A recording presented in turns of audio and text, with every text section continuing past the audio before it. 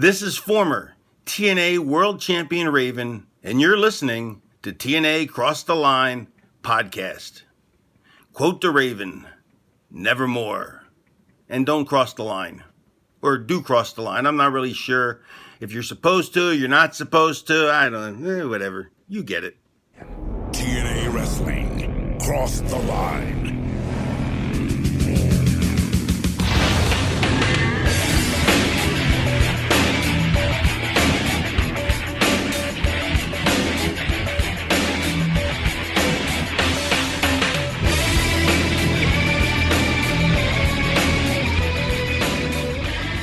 And we're back with episode 70 of the TNA Cross the Line podcast. I am Colling Jr. With me, as always, is Dallas Gridley. And Dallas, man, oh man, the total package Lex Luger is here. He is going to be teaming up with good old Double J Jeff Jarrett to take on Sting and AJ Styles. We're coming off of Jarrett and Sting for the World Championship, which Jarrett may not have won, but he retained the belt. How excited are you for our boy, total package, Lex Luger?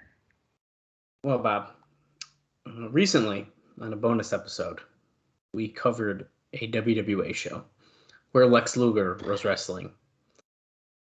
And it was fucking brutal. And that, if I'm not mistaken, that show was taped about 11 months roughly before the one we're about to watch tonight. Yeah, so that doesn't even count. Well, so what I'm getting at is, if he wasn't good 11 months ago, what makes you think that he's going to be good on this TNA show? Well, I hate to break it to you, but Lex Luger wasn't good dating back to like the summer of '98. I'm just saying. I'm giving an example. What makes us think that from the summer of '98 that he'd be good here in the winter of 2003? Listen, I'm just saying. I'm just giving an example. Did I expect Jeff Jarrett to randomly have a partner ready to go when Sting wanted to team with Styles and Jarrett already had Lex Luger on fucking, oh, you're already going to be my tag team partner? It's like, no, I didn't expect it. Listen, heels just think differently. I'm sure that Jeff Jarrett, in the back of his head, he's like, all right, who could I have as a tag team partner? Mm-hmm. Who could I have for partners for 6-man, 8-man, 10-man? If I need a War Games, who are people that I could just rattle off at any given notice? And this one just happened to have been for a tag team, and he was like, oh shit. Total package. Perfect. Well, maybe he just said Lex Luger, and then after the show, they were like, Jeff, you better call him if you want him to be your partner, because we don't got him booked. And Jeff's like, well, damn it. Let me call package up. And he calls him.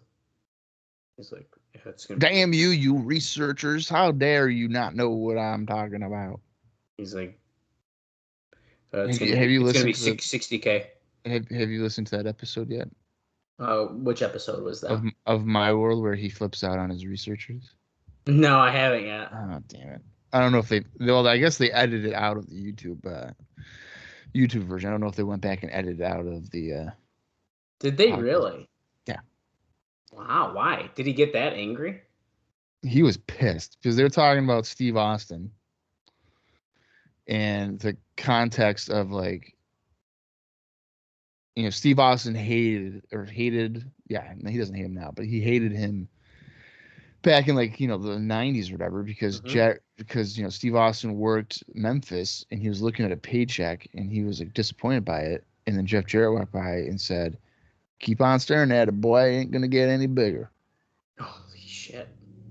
And Jarrett got pissed at Conrad and the researchers because he didn't just say that to be a dick. He said that because he had been working with Steve for a long time and he thought that they were friends and that he would understand that he's just joking and that he had the same paycheck. But they kind of glossed over that. And then Conrad was like, well, how the hell am I supposed to know that? And then I'm thinking, if you go on Cage Match, you can see the fact that they wrestled each other 100 times in like 8 months. Like, what are you talking about? Like, of course, like they're gonna be kind of like friendly, you would think, or like know each other. At least enough, right? Yeah. Yeah. Well, I'm probably going to be listening to that tomorrow. I'm finally pretty much caught up. Have been very behind on podcasts, and not because I haven't been listening. It's because there was a couple days where I couldn't listen, and then they started piling up on me. But I'm catching up. We're almost there. So actually, tomorrow probably a My World day. But that brings up a great point that I think we talked about off air. I don't think we talked about it on the podcast, but they were covering. It was the flirting with Hogan episode. Mhm. So we might have touched on it a little bit. And I text you and I say, Bob, they were talking about sex being like a group still. And like Conrad's like, yeah, sex is really big at this time and this and that. And I said, did he look at anything about the show? Because there ain't one person. We're what? We're months and months and months out of set. Like at least 3 months of it, nothing even being mentioned. Sex has been dissolved since June. So that's what I mean. We're now entering November. Now they were touching on late October in that episode mostly, but I could see the mistake being about sex because for the most part, at least at a period of time here, that people that were part of sex were still aligned with each other. It just wasn't sex. I mean, I guess you could get that confused, but needless to say, Jeff yelling at the researchers does not surprise me because the researchers sometimes aren't doing a great job. I wonder who the researchers are. I bet you it's Dave Silva because he talks shit about Dave Silva, and I know Dave Silva does like the little graphics for him. So I bet you he is a big person in that. You know what? I can't remember what show it was. It might have been JR. Or Bishop, I can't remember. But whoever Conrad was talking to, they didn't even watch the show. Like they were breaking it down, and then the other guy was like, "Oh, that sounds like that was bad." Oh. And I was like, "Wait a minute, this fucking guy not even watch the show to like refresh himself?" Yeah. I think what this is coming down to, as we're discussing this out loud, I still think my favorite one is what happened when with Tony Schiavone. I listened to like 2 or 3 episodes today to catch up, and they're an hour and a half. They're wicked funny. That is out of all the podcasts, that's the one that I have fallen behind on. I am easily 20 episodes behind on their like NWA rewatch thing or whatever. Well, I'll say this. So their episodes are roughly an hour and a half because of the shows they're watching are 45 minutes. So if they're an hour and a half and there's 45 minutes of show, think about how much bullshitting they do before the show. And mind you, some of that is ads. It's Conrad. But there's so much just like silly shit. And then they watch the show and then they still do silly shit. And then they talk a little bit about what's going on. I love it. It's awesome. Yeah, I feel like I need to get back into it. And actually, on the note of 1986, I have some notes about some people that were there. Maybe my favorite Russian. What the hell? What does that have to do with anything TNA? Well, Bob, you'll have to stay tuned, and I'll tell you my notes. God. So Nikita Koloff's coming in, baby. World title run. Let's do it. Well, I didn't say that, but we will get to it. And I think let's dive in. Let's get into this so I can give you that Nikita news.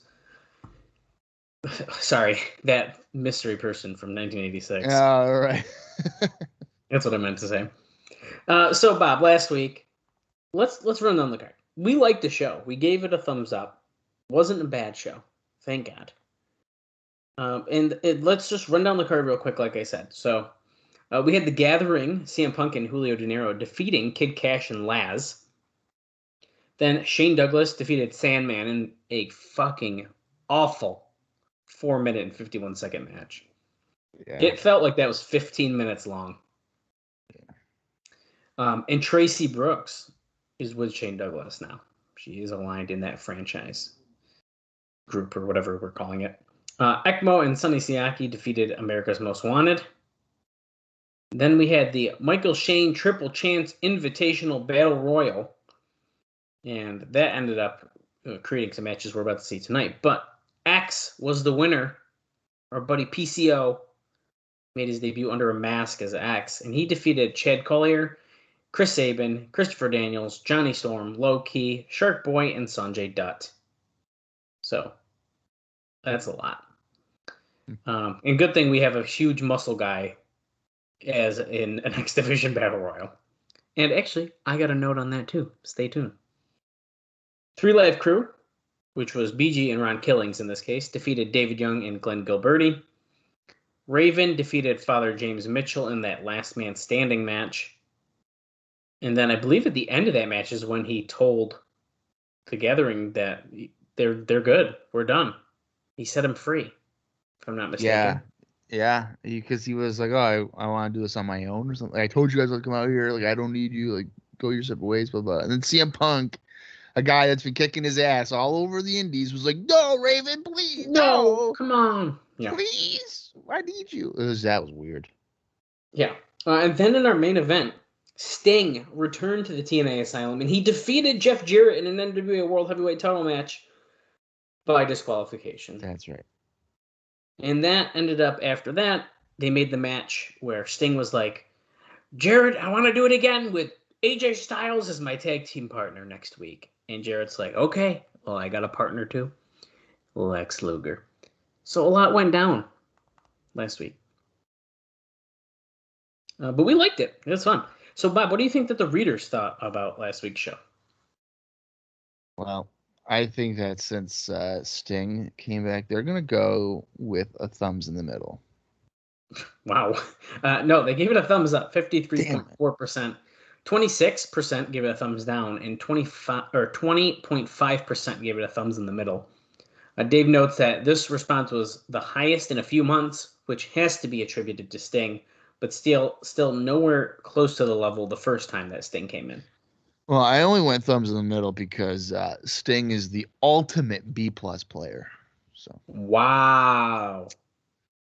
I said what I said. Whoa. Wow. Okay. What do you think was the best voted as the best match? I'm gonna say the Michael Shane Triple Chance Invitational Battle Royal. It was, yeah. In second place was America's Most Wanted versus Sonny Siaki and ECMO. And then what do you think was voted the worst match? We actually had more to pick from than I think the best. I mean, you'd be hard pressed to not say Douglas and Sandman. So I'm gonna say Douglas and Sandman. Yeah, that was second place, unfortunately. What? Okay, then what the fuck? Okay, the first place then. There was another really bad match on the show. You're right. Well, yeah. So 3 Live Crew against David Young and Gilberti. Yeah, that was voted the worst. It's noted here that the building was either sold out or very close to it for the first time in a long time to see Sting, which they were happy with due to bad weather. It was heavily papered, which should be no surprise, which the lines looked to be about 70% paper. Sting got what some in the company described as the biggest pop any wrestler had ever gotten. The people really saw him as a superstar. Oh my God, Dallas! I'm just reading what's written in the Observer. Wait a minute. The biggest reaction that a wrestler has ever gotten. I'm assuming you're at a fairground. I'm assuming they mean in the company. No, that's not what it said. It said ever, not in TNA of all time. It said ever. So fuck Hulk Hogan at WrestleMania 3. Fuck all those guys. Hulk Hogan at WrestleMania 18 against The Rock. Fuck that. Nope. We're going to go to a fairgrounds in front of 1,300 papered wrestling fans. Yeah. Sting coming out as being the loudest reaction ever against Jeff Jarrett. Give me a fucking break. Jeremy Borash probably wrote that. Oh my God. The people really saw him as a superstar, even more so than when he was in the first time. Although a lot of regular fans skipped Sting's first appearance in June because they didn't give away free tickets that night. That's right, because they jacked up the prices too, didn't they? I believe they did. And we can't forget that Jarrett used that chair for that disqualification, and Don Callis interfered, Jimmy Hart, Kevin Northcutt, Ryan Wilson, blah blah blah blah blah. So a lot was going on. Apparently, Sting himself was scared because he hadn't wrestled in so long, and even though he looked fine physically, he was worried he wouldn't be able to keep up. But he did his usual stuff, and he was fine. They worked out nothing ahead of time, apparently, and only went into the ring knowing the finishing sequence. Jarrett bled hard way when Sting hit him with the fan on the announcer's desk, as we pointed out. If you watch the show, you'd think WWE should try to get Sting in for a few-week program. He isn't about to, at this stage in his career, commit to anything long-term. And maybe they should, as he's been off real TV for almost 3 years, as nostalgia does draw once. So they're saying, Dave's saying, WWE might want to think about bringing Sting in here in 2003. Because at this stage in his career in 2003, he doesn't got a lot left, man. He only, like, a lot more years after this is he going to wrestle. That's it. Well, Dallas, I think you're going to get mad at me here. I have a feeling I know where this is about to go. Okay. Well, if you watch Sting's TNA run. Oh no, Bob, come on! Don't do this right now. I mean, realistically, can we wait till Bound for Glory 2006 before you start shitting on stuff? If you watch it without a bias that Dallas has, wow, Sting's TNA run of matches, for the most part, are pretty underwhelming. Well, guys, come on. This has been the TNA Cross. I mean, come on. All right, I know we're here in 2003 and we're going off of timeline, but it's not like we're ignorant to the fact of what goes on here. But let's just think about it. Abyss. Oh, why you got to bring that one up? Come on. Abyss. That's a toughie. He had some good matches with Jarrett. Yeah, but it's like, I'm not comparing it to like Sting and Flair, but Sting and Jarrett is pretty much the same match over and over and over again. I will give Sting credit that TNA is probably his best character work in terms of how he evolves. I think that's, yeah. Because in WCW, sure, he made a ton of money with the Crow, but for a year and a half, he literally just stood in the rafters blankly and then would come down with a baseball bat and beat people up. In TNA, he would actually have to do promo work for periods of time and, eventually become like Joker Sting and whatnot. So in that regard, TNA is probably his best character run. But in terms of his in-ring, pretty underwhelming. And that says a lot because TNA, for a while, had one of the best rosters going. So, well, but he worked a certain style that didn't really, make sense. So, like in terms of like meshing with what TNA probably. I think that's a fair assessment about his style. But I'm curious. Like, what do our listeners think? I do have a bias. I admit that all the time on the show. I love TNA, and I think I probably look back on a lot of it with rose-colored glasses.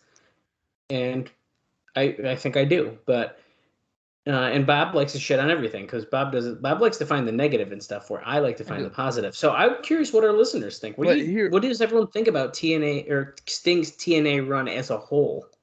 But here's the thing, okay? Are you with these Sting matches that we're talking about? Are we as fans looking at it as like, oh my God, Sting and Samoa Joe are gonna have a great match, or is it more so a WCW legend Sting is wrestling against this guy that's the draw? It's probably the latter. I would say most of the time that's probably how it is. But I think that ties into like getting excited seeing Sting. I get excited seeing Sting in AEW, and that's like weird because he's like old. I don't do. get excited to see him wrestle because he's like 60. But he And didn't do bad. yeah, but it's like A he's Sting 60. match. It's a Sting match. Yeah, but that's what I'm saying, dude. It's the same thing over and over and over again, which you Okay, could say for a lot of wrestlers. And Well, yeah. Who's one of your favorite wrestlers, Bob? Chris Benoit. Nope, it's Bret Hitman Hart. No, my favorite wrestler is Randy Savage. I said one of. Yeah, Chris Benoit is one of my favorite wrestlers. Hey, Bret Hitman Hart. Needless to say, Bret Hart. I'm not talking about Bret Hart had He's the not same. leaving me alone. Bret Hart had the same finishing sequence, but not the same match verbatim. Like with Flair and Sting, I'm telling you right now, I could close my eyes. Flair and Sting, yes, I know. Flair and I Sting know. have the same match every fucking time from July 1990 to March 2001. Anytime they wrestle, it's the same format. Well, I'm looking forward to seeing Sting more in TNA. So, and we'll see how I think he's definitely a positive for the show because he's like a star for being like a B+ star. Holy shit! But that's the problem though. Like Jeff Jarrett, he's like at best a B+ star. He's definitely not. He's probably like a C- star. Jarrett's not an A. I'll tell you that. I agree with that. Absolutely not. Absolutely not. There's nobody. I don't think there's anybody on this roster right now in TNA that is a star. And I don't think technically they get one until a year from now. And I think you know who I'm referencing. Oh, yes, I do. So, okay. and that's saying a lot because I'm comparing a guy that was the face of WCW to a guy that was arguably just a tag team wrestler in the WWE. Yeah, well, I think that's an interesting point, but there is something to be said about that. Yeah. And then eventually we'll see him wrestle, kind of. Well, they actually have some other matches, but anyways, I was gonna say I think they don't just wrestle that one time. No, there's more. Pretty bad. Actually, one of my favorite. This doesn't matter. One of my favorite. What else do they wrestle other than that one time? There's like a really big. They did a really big Impact show where Sting like returned and he won the title. I think from him on like an Impact show. Really? And like it's one of my favorite Sting attires like of all time. The jacket he's got on is like amazing. Was the other guy a heel? I'm almost positive. Wow, I don't remember that at all. I can try to Google it for you, but yeah. Oh yeah, I think it's March 3rd, 2011. I believe that is the day I'm looking for. It's on YouTube for free. Wait a minute. We're talking in code here. It's Jeff Hardy. Yeah, when was their infamous match? At Victory Road 2011, but I'd have to look up the date for you because I'm not an encyclopedia like you are. Didn't Sting beat him on that show? Yes. So then how did he win the belt in March? Bob, when the fuck is Victory Road? Hold on. Victory Road 2011, right here. Victory Road 2011 was March 13th. Are you fucking kidding me? They had Sting and Jeff Hardy on. So that must be days? like. Well, I bet you it's like a making up for what happened situation. How could it be? Because the Impact thing happened before Victory Road. Well, no, the Impact thing was. Oh wait, yeah, you're right. Well, maybe. Dude, I don't know. I'd have to rewatch this shit. This is so long ago. Maybe they were like, we know that Jeff has a pill problem. We know he's not going to show up on Victory Road, right? Let's have the match on Impact. It'd be great. Well, because I'm pretty sure that this is like Sting had a surprise appearance back at this show, I believe. And yeah, because Jeff Hardy has the title. He's definitely a heel. And yeah, this is I'm pretty sure around the Antichrist shit. This is the immortal. Yeah, and he's got like the weird belt. And then Sting comes back as a surprise. And I'm pretty sure he wins the belt at this show. Yeah, he does. Yeah. All right. Is there any other time that they wrestled in outside of 2011? Well, that I don't know. Because I don't know if either one of them were really heels. They both would just be babyfaces. Yeah, that I'm not sure of. Yeah, I'd have to like dive into it. It looks like there was like in 2010 there was a multi-man match that they were both in. And this is a very, very quick search. They wrestled early in 2011 as well. So, yeah, a quick search. I mean, there's a couple, but those two are probably the most notable, if I had to take a guess. Interesting. Yeah. But anyways, moving on. Last week, Dunch Mantel had more input to the show, and there was a lot of negative talk regarding Vince Russo, who had zero to do with booking this week. So last week was essentially a Dutch Mantel show, so I think that's pretty interesting. The major negative on the booking seemed to be bringing in Carl Ouellet, who obviously is PCO, under a mask as Axe in the X Division Battle Royal, which he won. Dave notes here that a lot of people were unhappy about the idea, including some of the guys in the Battle Royal, where he was so much bigger than everyone else and exposed their lack of size, particularly when he's not even a big name. So apparently this idea of using him in this role came from Don Callis, who had worked with him on a Quebec indie show and brought Jarrett a tape and sold him the idea. Since I'm just going to call him PCO to make my life easier here. Yeah. Since PCO at times, when his weight hadn't gotten out of control, was an impressive flyer for a big guy. So he really sold Jarrett on bringing him in essentially in the X division, which is funny. And it is true that from the start, they've emphasized the X division wasn't about weight limits. Still, Dave says, I thought it undermined the X division when you portray it like a non-star heavyweight can kick all their asses because he's so much bigger than the rest of the guys. Plus, promotion should always be alert to not expose lack of size of guys in the ring. A prime example of that was when they had AJ Styles do an interview in the crowd. This works when a wrestler stands out in the crowd, but Styles blended in, which I do agree with, by the way. He does say he was a lot better dressed and groomed, but lots of the fans looked a lot bigger than he did. Dave says, I believe they've learned from that one and won't be doing it again, but this also was discussed beforehand.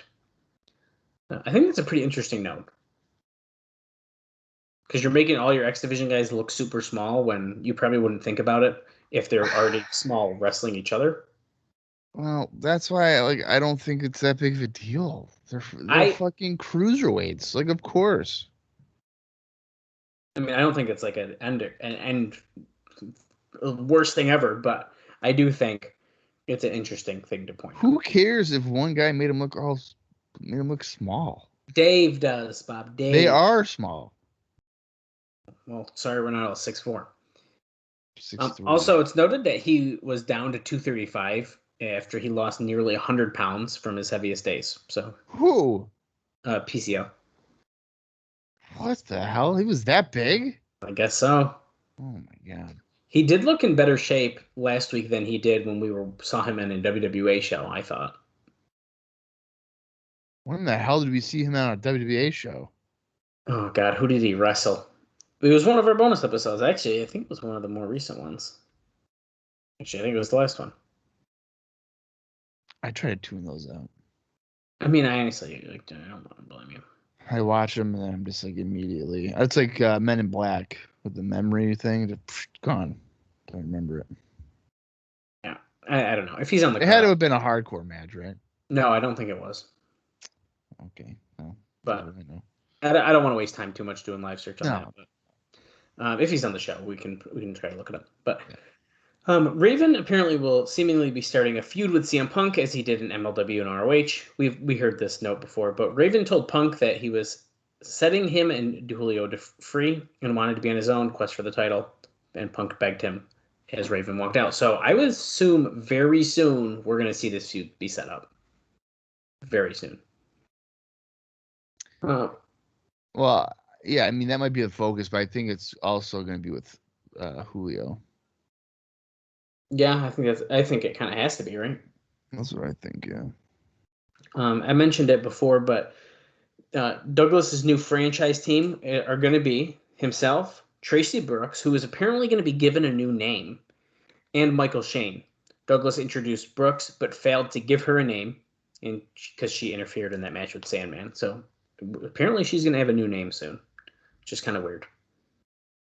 But how much you want to bet that her new name will go from Tracy Brooks to just Tracy? That's exactly what I'm thinking.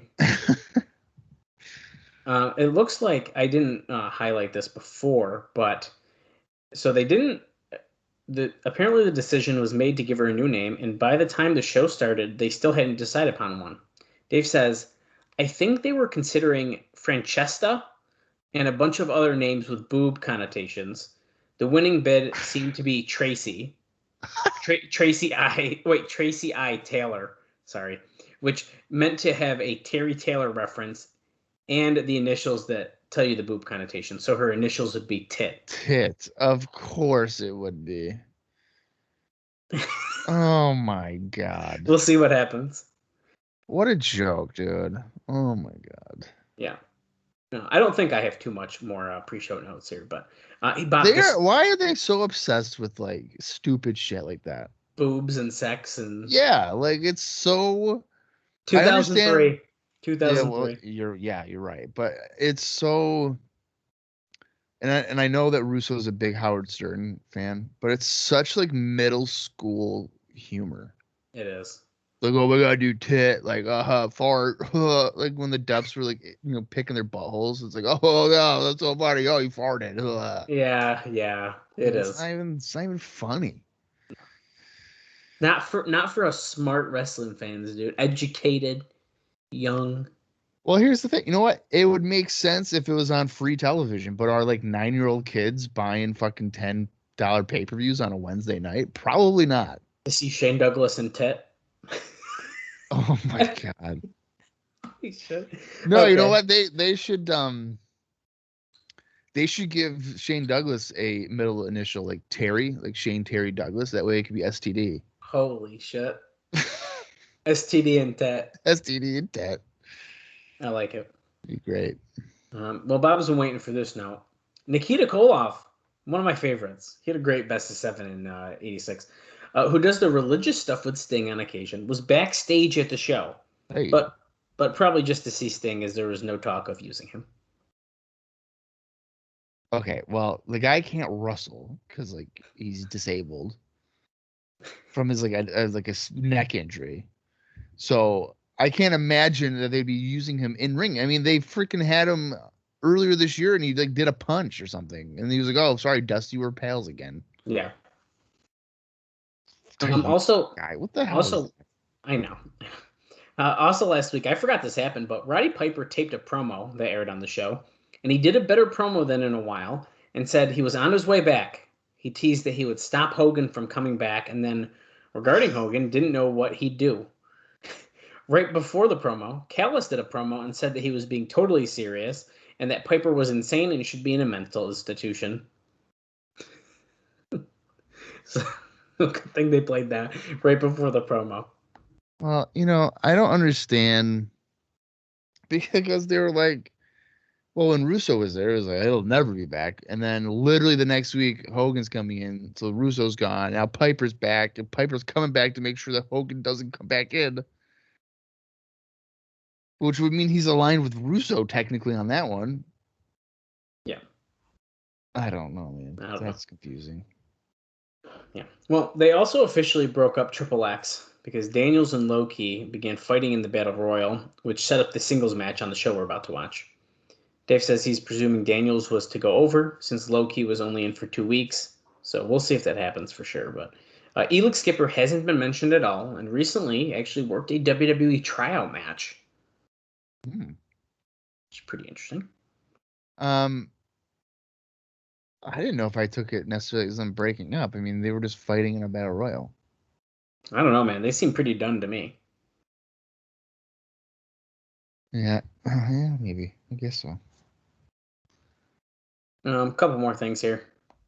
And I'll save that one, actually.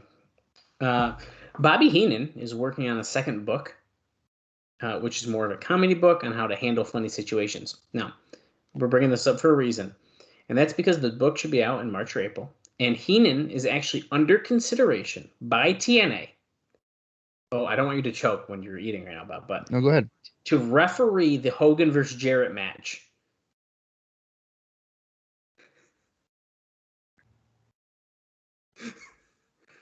Bobby Heenan to referee? Yeah, referee the Hogan and Jarrett match. What? And he also has an invite to appear at Mania, though, it says. But yeah, Well, referee. I'm taking the Mania invite before I do a referee gig. What? I mean, what the hell? That don't make any sense, does it? No. What? What? No. Yeah.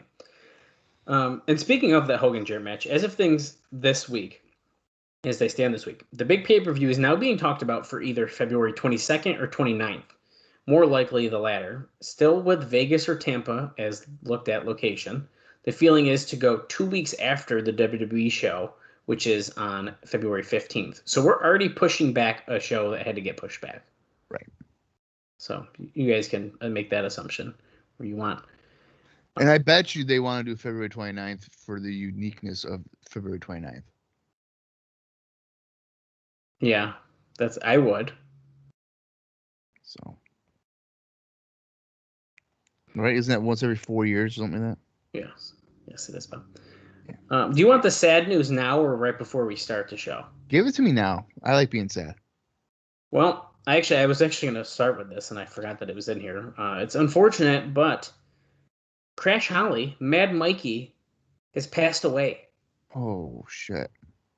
He was found dead early in the afternoon. Oh, shit, dude. In his home in Florida that he shares with Stevie Richards on November 6th. So just 6 days before the show. He shared a house with Stevie Richards? Sure did. Wow, I didn't know that. Yeah, so that's kind of a bummer. I think it was an OD, is it correct? It says the preliminary indications were that it was pills and alcohol overdose. Yeah. I believe Crash was going through a divorce. Yeah, that's kind of a bummer, isn't it? Yeah, I think that kind of triggered his issues there because he got released forever, and I think the marriage issues were happening after that. And that's what I remember reading about that. That sucks. So does that mean we're gonna get like a in memory of Crash Holly thing, like we got for Hawk and stuff? Well, I'm pretty curious because there's some stuff I left out of this because I don't know if it's necessary stuff we have to really talk about word for word, but basically, I think it was Alvarez wrote it. If Crash Holly died, and it seems like no one cares. And what he meant by that is because TNA apparently did make a slight comment on their website, but there was nothing. I think he said there was nothing on WWE or anything. But like when Stu Hart died, everyone was doing all this stuff, and when Hawk died, they were doing all this stuff. But now Crash Holly died, and it's a little bit quieter. So I don't know. Because I read that, I'm curious if there is. I would assume. I mean, he was just here a couple weeks ago. I thought he was a regular. So did I, and I was enjoying it. That's happened a few times where a wrestler passes away, and there's like no comment. Like when Mabel died, like I don't think WWE even addressed it. Yeah. So. Yeah, it's kind of fun. And finally, before we get to an explosion, we have some Rash Report news and notes. Oh boy! So it looks like I forgot to fully highlight some of this. So bear with me. Sting got the biggest reaction in the history of professional wrestling. Hold on a second. Hold on. He's the Pontiac Silverdome. You thought that was shaking? Well, the fairgrounds almost collapsed. That might be accurate. And it had nothing to do with the reaction. It's actually just a poor foundation. So they're going to be fixing that before the next Sting appearance. He said that the Rash Report got pimp slapped to the curb last week because TNA set him up with new video editing facility, and he has to learn to work on a Mac. For those unaware, he does do ring announcing, but he also makes those video packages, which we talked about a long time ago. What did he have to do with a Mac? What is going on? He has to learn how to use a Mac for his new video editing facility. And if for all of our PC users out there, once you go Mac, you never go back. That's just the truth. That's funny that he was using a Mac in 03. Right. He'll learn how to do it. Yeah. He talked about the announcement of Lex Luger coming in next week. The Luger announcement certainly seemed to catch quite a people off guard. Anyone who suggests that we are bringing him in for any other reason than to compete in this tag team match is simply incorrect. Okay. His name has been kicked around for long before the unfortunate events of this year had taken place. Uh-huh. And I think I had some stuff that we'll talk about once that match is on, if I'm not mistaken, or at least if we see him in an interview or something. But this deal was done just minutes before going live on Wednesday night. People obviously want to see him, as our advanced ticket sales have dramatically increased going into this event. No way. I am not. I am not buying that under any fucking circumstance. No. He also said that Nikita Koloff held a prayer meeting with several of the wrestlers backstage at the show. And then he said, Alvarez adds, I wonder if Jim Mitchell and his crew were involved, which is kind of funny. He said starting in January, they were going to offer a monthly $34.95 package deal for those who have been spending $9.95 each week. He said this was an especially good deal in months like March, which have 5 Wednesdays instead of 4. So, quote, so starting in January, you'll get 4 to 5 weeks of TNA, roughly 8 to 10 hours of live pay-per-view wrestling for the same price as one WWE pay-per-view. That is a no-brainer. He said that we'd likely be seeing more Sting in the weeks to come.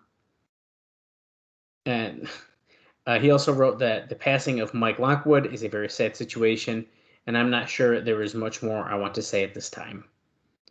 He also adds that the women of TNA are shooting a swimsuit calendar next week.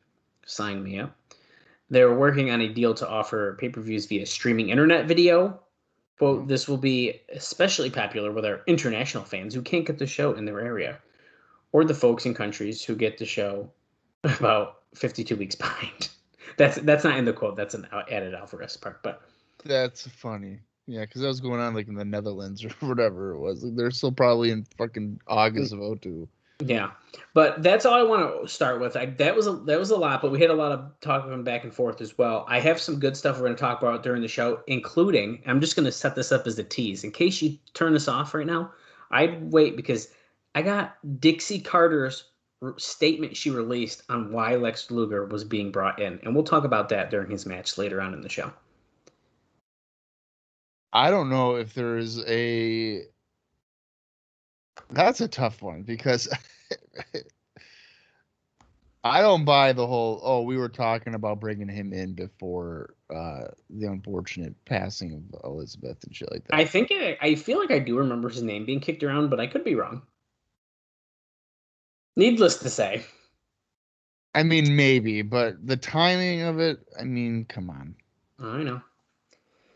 Let me touch on Explosion, and then we can get into the show, and we'll see how much Bob remembers doing his indie notes during the show. Well, here's the thing. Okay, it's funny you fucking said that because I just opened a bunch of tabs. Oh boy. But they're all loading. Or they're loaded. So we should be good. Okay. Well, Explosion number 56, as Cage Match has it listed, was taped on the same day as the show we're about to watch, November 12th, 2003. And it aired on November 15th, 2003, and it featured the following 3 matches. 3 Live Crew, in a 6-man tag team match, defeated Jared Steele, Johnny Curtis, and Nate Webb. So those names should sound familiar. Johnny Curtis, okay. That's right. Eric Watts, with Goldilocks, defeated John Saxon. And then finally, Legend defeated Chris Hero. That's kind of a loaded show. Yeah. And there was 2 other matches that happened before the show started. And that is X defeating Johnny Storm and CM Punk and Julio De Niro defeating Roderick Strong and Caprice Coleman. Wow. So you got quite a bit before that show started. Yeah, you did. And that's a lot of names that you would know. A lot of, I would say, indie darlings at the time. Mm-hmm. So, yeah. I'm going to say it over and over again. Scott D'Amore. We want Explosion. That's right. You sweet, sweet Canadian man. Please. We love you, Scott D'Amore. Come on.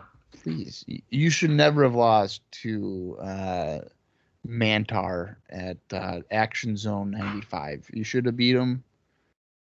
Vince McMahon should never have called you fat on commentary. That was rude. So please just give us what the fans want. No, Bob's not wrong. I'm just gonna say that. Yeah, I'm not wrong. I'm always right. Well, I don't know about that, but Bob, are you ready to watch the show or what? What do you mean you don't know about that? I'm always right. Okay. Oh, that was rude. Yeah, I am ready to do this. Let's go. November 12th, 2003, weekly pay-per-view number 7D. It's pretty crazy. I didn't. Just a forewarning here, ladies and gentlemen. Oh, no, don't even. Let's just start it. Just do What? it. You don't even know what I'm going to say. Okay. I'm giving a warning on my behalf. I know why you're. Yeah, I know. About what? That you're gonna be yawning a lot. I'm gonna be tired as fuck because listen, I risked it today. All right, I got home from work, and I was like, you know what? I don't feel like napping for 5 hours. Oh, fuck you, Dallas! You're already yawning, you piece of shit. You're talking about napping. Yeah, okay. Well, anyway, usually when I get home from work, I nap for several hours because I know that mentally I'm just going to need it for this show. Well, today I decided I didn't want to do that, and I napped for about 50 minutes. And I was hoping maybe Dallas would have forgotten, but I woke up to about 17 text messages saying various things about the podcast and whatever. And here I am for the next probably hour and 55 minutes having to watch Impact Wrestling, TNA, NWA TNA. So if you hear me yawning, if you hear me snoring, I apologize in advance, but hopefully the total package Lex Luger, as Dallas once again yawns or tries to hold it in. The difference is I didn't nap at all. What time did you wake up this morning? We have completely different work schedules. Yeah, what time did you wake up this morning? 6:30. Thank you. Yeah, I woke up at 3:45. Okay, well, maybe you should have went to bed earlier last night. Maybe I should just get a new job. All right, so fuck you. I'm gonna count down from 5, and when I say play, if you want to watch along with us, head over to your Impact Plus app. If that even works for you, who knows? I don't know. I know nothing. And we can do that, or just listen to us try to make sense of some more NWA TNA. So here we go. 5, 4, 3, 2, 1. A play. Wow, you're telling me we're starting off with a video package?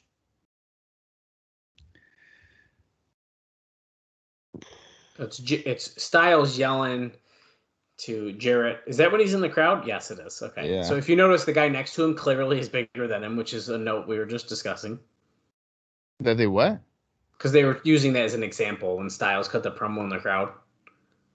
That the fans were bigger than Styles were. Oh. Yeah. Gotcha. So this is Jarrett hitting Styles with a chair. Oh, yeah, I forgot about this. The red shirts threw Styles out, but then Abyss came back in and was beating up the red shirts, and he held up Kevin Northcutt for a decent amount of time, then dropped him into the shock treatment. Yeah, we joke about these video packages, but they're clearly more, they're quite beneficial for us because we do always forget what the hell is going on. Jimmy Hart, and remember in the dark room? This was wicked funny. Why did you lay down at Bash at the Beach 3 years ago? Why? And even Sting wants to know why. It's showtime. Yes, Jim Mitchell gets that Raven effect. So we're covering pretty much everything that went down last week, but it was a big week. There's a lot to go down. Oh, look at this. That's gross. Jim Mitchell covered in blood with a towel on his head. This is definitely from Explosion.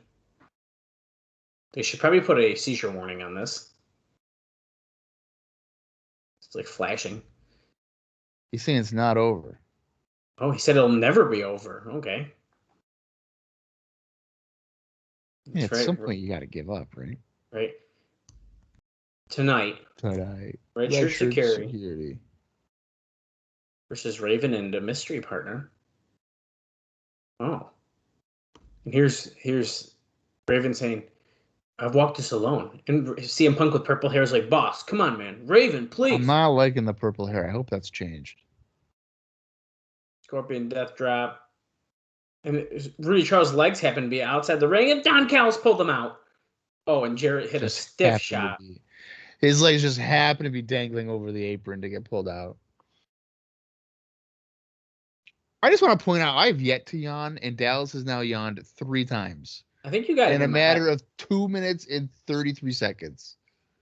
Well, actually, we've been on here a lot longer than that, Bob. Over an hour at this point. Well, and I shoved pizza in my mouth before, so now I'm like full and comfortable. So what do you want from me? I'm happy to be here. I'm not going to be like, guys, I only napped for 45 minutes.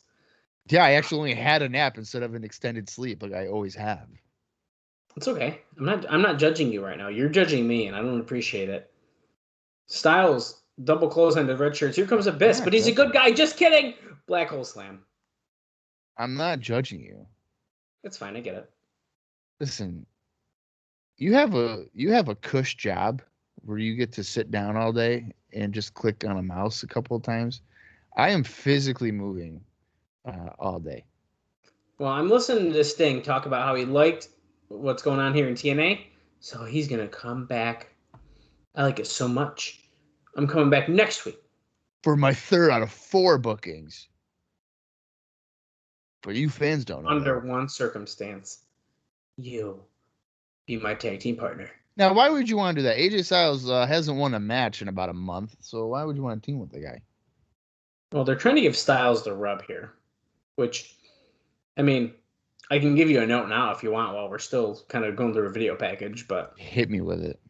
Well, it said here that it's a big shock to almost everyone that Luger was being brought in for the November 12th show in a tag team match with Jarrett versus Styles and Sting. This was almost 100% Sting's doing. Sting strongly asked for the favor, but didn't demand it. Sting wanted to help Luger as the two have a long history together, to the point he arranged his flight from Los Angeles to Atlanta. Oh, hold on real quick. Jimmy Hart's got a shirt on that says why.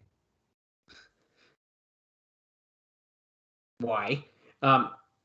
So basically, Sting did that flight so that Luger could drive with Sting to the show. And the original plan for the match, which changed the night before and wasn't actually finalized until just before the show went on air, was for Abyss to turn heel, which he did anyways on Styles in that post-match thing there, post-Sting versus Jarrett brawl, and for Jarrett to name him as his partner. The goal of the match was to give Styles the superstar rub, which is why I'm reading you this here. Styles' interviews have been improving, and they are trying to visually make him stand out as more as a guy besides Jarrett, who is the biggest weekly star. Speaking of, AJ Styles just came out of a limo that Jimmy Hart opened for him. Was Abyss going to be Jarrett's partner? Yes. And then they got that deal finalized, and then they switched it to Luger. I would have rather it had been Abyss. Dude, Jimmy Hart is so happy that Styles just came out of limo. Oh, wait, that's not it. It's showtime. Wonderful. No, I would have rather it been Abyss and Jarrett against Styles and Sting. I think that benefits everybody instead of bringing Luger for probably a one-off. Well, there's a sign dedicated to Michael Lockwood, but we have Bring back Valentina. Who the hell was Valentina? She was the nurse with Tracy, wasn't she? Or no? Oh no, that was no, Veronica. No. That was Veronica. Valentina was, I think, one of the dancers. I'm having a blank. We've heard the name. I think it might have been a dancer. Well, that was Dallas in the crowd. I'm the real #1 TNA fan sign. That's cool. Wow. And there's April, who just realized the camera was on her and started smiling. We sure did. What is it? A battle royal? Yeah, we didn't even really talk about what we are in for tonight, but we have an NWA Tag Team title #1 contendership battle royal with pretty much every team in TNA.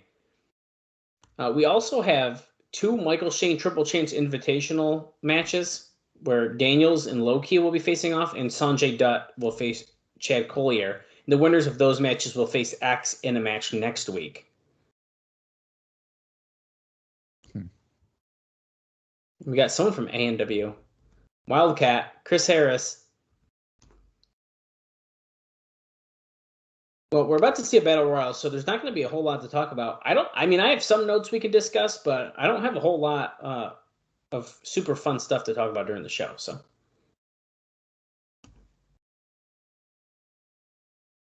the last roadblock for them. Wait, so Diamond and Swinger are the champions. yes.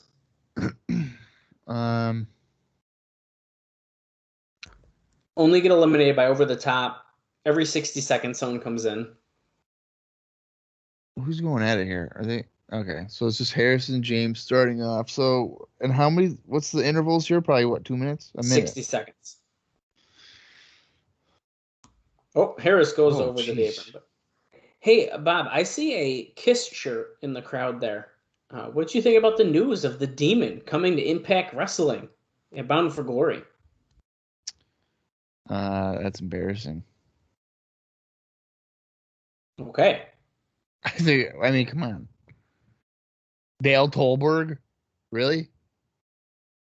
I thought it was kind of funny. Oh, spear by Harris onto BG. No, I think there was a lot about that show that I mean, I didn't watch it. I saw the results. Well, then I was like, then you don't cool, have cool, an opinion. cool. I was like, cool. And then I saw the end of it and I was like, damn. Yeah, it's a polarizing show. Here's Sonny Siaki in Trinity, who is looking pretty good tonight. And actually, I don't know what she's wearing. Speaking of Sonny Siaki, he had an interview with Alex Marvez, Bob's favorite interviewer. My fucking favorite guy. And he says a bunch of stuff here. I'm just going to go through it. He said that he was very happy with TNA and how they promoted his character, especially since he ditched the Flying Elvis deal. Oh, what? Did he just get eliminated? Okay, well, I still got more to talk about him, so I'm just going to keep going even though he's out of the match. Wow. So much for being happy about being promoted. He just got fucking eliminated. Holy crap. He says, quote, I was not a big fan of Elvis and didn't know too much about the whole deal. Now, he also talked about his recent push with ECMO and the fact that he was full Samoan. Quote, pretty much everywhere I go, people think I'm either black or Hispanic, which I'm not. I'm a raw, full-blooded Samoan. I have a little Hawaiian in me from my mother. And he says Eddie, who's ECMO, is also full-blooded Samoan. We got someone else coming out here. I don't think I ever thought he was black. And his last line in that interview is, ever since I've been on TV for TNA, I get phone calls all over the country. Indie circuits want to fly me in, and they pay well. If it weren't for TNA, I'm not sure where I'd be right now. They got me off my feet. So he talks very, very highly of TNA in that interview. Well, cage match must be lacking here because Siaki doesn't appear to have a bunch of indie dates. Well, Gilberti gets into the ring after BG went through the middle rope to chase him around. He got a spear by Harris. They're saying, toss him out. Bob, how do you feel about opening the show with a battle royal? Because I kind of wish they did this like an hour in or something. Because like this is not how I want to start a show. Like this is very slow. Yeah, especially when the eliminations are only over the top rope. If it was like a gauntlet match, it'd be different, but yeah. Well, here comes David Young, who is Gilberti's partner in this. So we officially have our first like full tag team in the match. And David Young is being addressed as a partner, so he must be aligned with them officially. That's a good point, actually. Yeah, because he's been begging. Come on, man. Come on, Glenn. I'm Glenn, in. Come on, Glenn. Come on. Give me one more chance, Glenn. I know what I'm doing, Glenn. Oh, the Master of the Spine Buster hits one on Harris. Oh, see, Tanae just said it too. I know. None of these guys are in my indie notes. Well, we're off to a roll then. Yeah, what an exciting start. Here I am trying to stay awake, and they're like, no, Bob. Yeah. Make it more difficult for you. CM Punk. He's got to have done something, right? Springboard Hurricane Rana. Maybe. Let's see. I'll look it up right now. Oh, jeez Louise. This guy's had a bunch of matches. Well, you would be surprised that he did not. Okay. Look at that crossbody off the top rope to Gilberti, a drop kick. Punk's on fire. He's got purple hair. He doesn't give a shit. He's got purple hair and he doesn't give a shit. Oh, today has an interview coming up with Jeff Jarrett. Yeah. Chris Harris and Punk trading left hands and right hands. This would have been a huge match for AEW probably in 2021. Well, if you guys ever want to test someone and say, hey, did Chris Harris and CM Punk ever share a ring? They're going to say no, but the answer is yes. November 12th, 2003, they did. Here comes James Storm. He didn't look thrilled. But it's tough to tell in a Battle Royal format if he's going to lose or not. Oh! Hey! He almost just hit Harris. Super kick to BG James. David Young getting held up. Are they going to hit that heart attack? That was awkward. Why did he run around him like the other way? Go get him, Disco.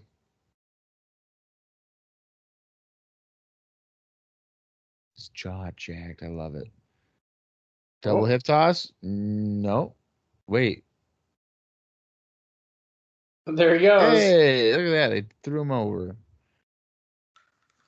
Gilberti gets freaking tossed out. 5 seconds left until we get the next person in 3, 2, Do you think David Young's going to be like, Glenn, I lasted longer than you, Glenn?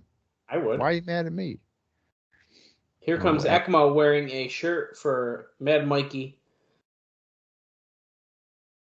So he's already done more than the company has. I was going to say, has like TNA even mentioned it? I'm not sure if he has. Which is kind of weird because, like you said, he was in here pretty regularly. Belly to belly to CM Punk. I mean, he would even be on like Explosion. Yeah, it's kind of weird. Oh yeah, sorry, ECMO Fatu. It's not just ECMO anymore. It was never just ECMO. Oh, Punk gets eliminated. It's kind of sad to see like Punk's gone. They don't give a shit about CM Punk. I care about CM Punk. So do I. David Young on the apron, fighting ECMO. Oh, he's getting hyped up. Hits David Young. Here comes Julio, who's still got Raven makeup on. Yeah. Julio has done stuff on the Indies. Okay. November 8th, he teamed up with Francine in a losing effort against Dylan Cage and Talia. And if you don't know, Talia is Velvet Sky. And that was for DCW in Delaware. And then the next day on November 9th, Julio De Niro defeated Sin for CAPW in Cleveland. And was that the Francine like that we know? Like Francine? Didn't I just say Queen of Extreme, Francine? I didn't hear you say that part, so I was listening to commentary a little bit. Well, you know what? I'm tired enough where I don't even know if I said that, but yes, it is. Oh, okay. It looks like, I believe Harris is out, and so is David Young, right? I think David Young's out, Harris is out. Holy shit. Did you see a spin kick by De Niro? It looked great. BG's out. And here comes the final entrant, Truth. I think 3 Live Crew are going to win. That makes the most sense, probably. But yeah, our final 4, Ron Killings, Julio De Niro, ECMO Fatu, and James Storm. So, weird. Pretty much one person from every team, except... Oh, never mind. There goes De Niro. I was going to say, do you think it's just a coincidence that the final 4 guys were one person from every tag team, or what? Well, besides David Young and Glenn, but... Well, whatever. They don't even count. They suck. Oh, Fatu went through the middle rope, and he's getting hit on the apron. I don't know what he's going to go for, but James Storm gets a headbutt. Couple headbutts. And Fatu just came in, so he literally was going to do nothing. Is he gonna splash both these guys? Well, what is this? Double bonsai. Oh, what's really terrifying about that is that his backside is wide enough where he actually hit both guys with separate butt cheeks. Oh, he went for another one, but James Storm used Oh, his son of feet a to bitch. push him over the top as he went up. So we're Damn down it, to Echo. Killings and Storm. He's pissed. Come on, Ron. I'm tired of AMW. Come on, Ron. Why are you Do tired it. of AMW? Because, man, this is going to be tag champs again if they win. Who cares? They've already done it enough. Oh my god, he's going to go for the axe kick? No. He scoops him up, and he's going to do the hump. Ready? Boom, boom. Slam. Here we go, British Bulldog. 1, 2. So now what? Is it just pinfall and submission? I believe it is now. That's usually how TNA has their battle royals. It's that gauntlet for the gold, or whatever you call it. They usually do their battle royals reverse though, don't they? No, they did that like once, didn't they? Oh, super kick. Nice super kick by James Storm as Ron was doing a split. Oh, he kicks out at 2 though. Come on, Ron. Just think about how innovative the reverse battle royal is. I thought they did it more than once. I don't know. They did everything in reverse. Ladder matches. So look at this. That Hangman's News neck breaker, but no. Killings brings him back in. That seems silly. I would have knocked him on the floor, but whatever. Oh, is he going for it? That axe kick. The scissors kick. Tenay says it's an axe kick, and Well, Tenay doesn't know what he's talking about. this is Tenay's job. Bob's job is he moves around a lot, so I do. Like I was saying, you have a cush job where you are just in a comfortable chair drinking a fucking Starbucks latte and listening to your podcast. Meanwhile, I'm in a freaking meat cooler all day. Listening to your podcast, getting dry hands, That's flirting right. with your girlfriend. That's right.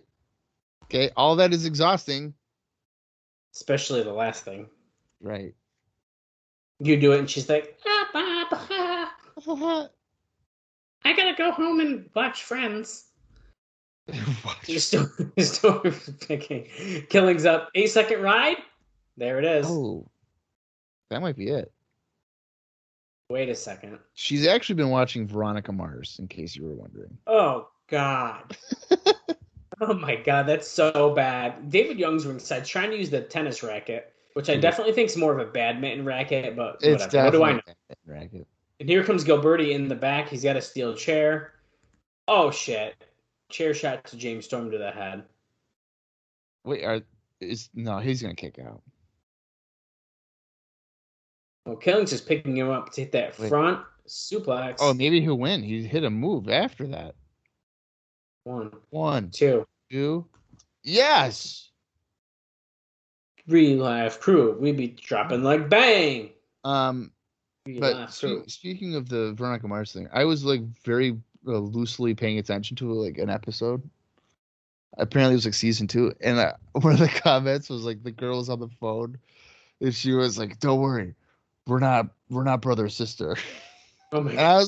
And I was like, "What the fuck just happened?" And she tells me, "Oh, they hooked up at the end of season 1, and then they thought maybe they were related, but they're not." I was like, what the fuck? We're going backstage. Scott Hudson is with Don Callis and the Red Shirts. With like a broken piece of guard railing? What is that? That's what that is. Last week had to be a time bomb for you about Lex Luger being here tonight.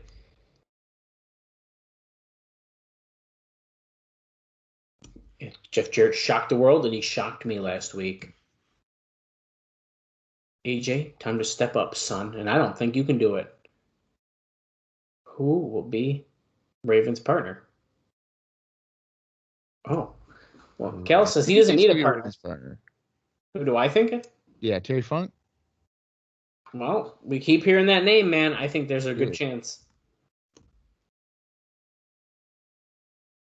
Uh-oh. Oh, great. He just brought Abyss in.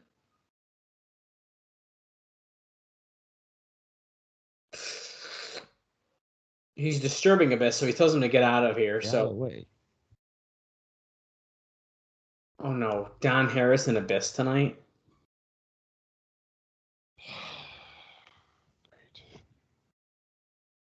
Oh, here comes Mike TNA.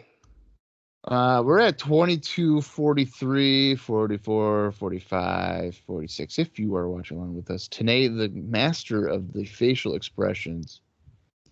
Yeah, name a better announcer, or really many people in the business that have better facials than Mike TNA. I'll fucking wait. Yeah, you won't be able to find one. Well, he's bringing out the NWA World Heavyweight Champion Jeff Jarrett, and I got a note I'll bring up during this. Actually, probably a couple because it's my world. I don't know if we're gonna see Jimmy Hart again tonight, but one of my notes has to do with him. So I would have to imagine we'll see Jimmy Hart in the main event. Okay, I'll wait on the Jimmy Hart note. Right. Jarrett coming out looking cocky. So this is just it's kind of tying our loose ends about this Jarrett Hogan stuff, which I'm sure we're going to be bringing up in this interview. So on October 18th, on the October 18th TV was a 2-hour show covering the 10/13 Tokyo Dome show. Now that is the show where Jeff Jarrett attacked Hulk Hogan. So they aired the Hogan-Jeff Jarrett angle. The Japanese angle was a little different than the TNA version. Could you believe that? It was still weird seeing Jarrett put over so strong on a New Japan TV show. It's listed here. But this showed a lot more, as Chono not just made the save, but then beat the piss out of Jarrett. Hogan then thanked Chono, and they left together talking, and it was more a way to put Hogan and Chono on the same side. Wait a minute. Chono beat the shit out of Jarrett? Yeah, and they just didn't show that part. For TNA? Yeah, they ignored that part. I love it. And it's just like no one knows about that part. And Jarrett's just telling TNA to get out of the ring. The best feud of 2002 is back. And that's Jarrett and Mike TNA. That is so funny. Get out of here now. He just told Don West to earn his paycheck for once and get up here, as Don West has a fan blowing on him ringside. His hair's flowing in the wind. Hold the microphone. Look at TNA. He's pissed at. There you go. He's pissed off again. Oh, that Jeff. What is Don doing? He's going to be doing the interview now. Wait, the host of Wrestling Wednesdays on the John Wayne Billy show? What is that? Whatever it's that. No idea. So Don must I think it must be a radio show if I had to guess. Well, yeah, I think it is. So Don West in the ring with Jarrett. Ask me a question. The fans are like, why? Why? Where the hell is Hulk Hogan at? And when will he ever show his face live here in the Why TNA did you Asylum? lay down, Jeff? Why? Don says, I don't understand. You went to Japan to take Hulk Hogan out of TNA. And now, because he brought TNA to Hulk Hogan, but now he wants him here in TNA. That's a great point. And Jarrett says, don't get smart with me. That is a good point. Look at it. There's fucking Mike TNA. Oh, so God. bad.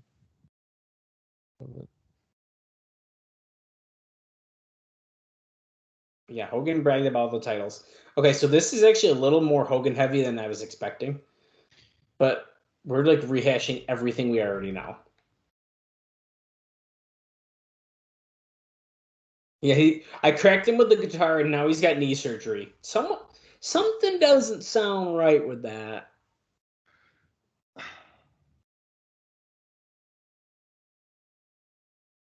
Jarrett injured his knee with a guitar on the head.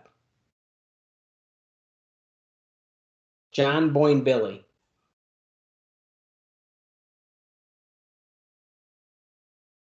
Oh, God, his own personal friend, Bubba the Love Sponge. Wish I never heard that name on here. No.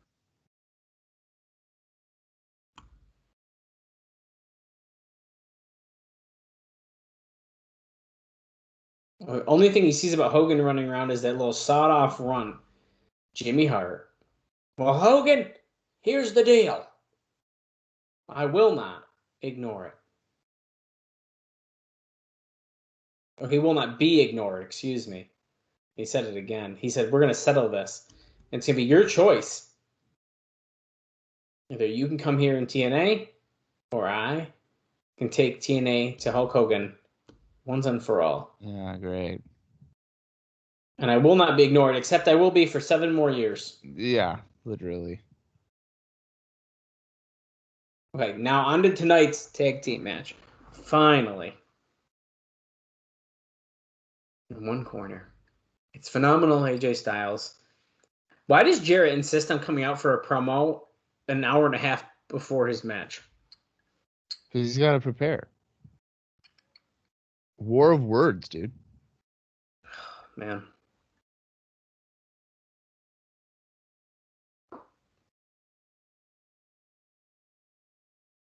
Well, Jeff Jarrett and his partner is none other than the total package, Lex Luger. And hey, you won't believe this, Bob. Yeah. But there are a few wrestlers who were originally booked for this show on November 12th that were pulled from the show with the reason giving that they were cutting back on cost due to the expense of using Luger. Oh my god. Does it give you a list? Unfortunately, it does not. Oh man. Damn it. But we cut back That sucks. because of Luger.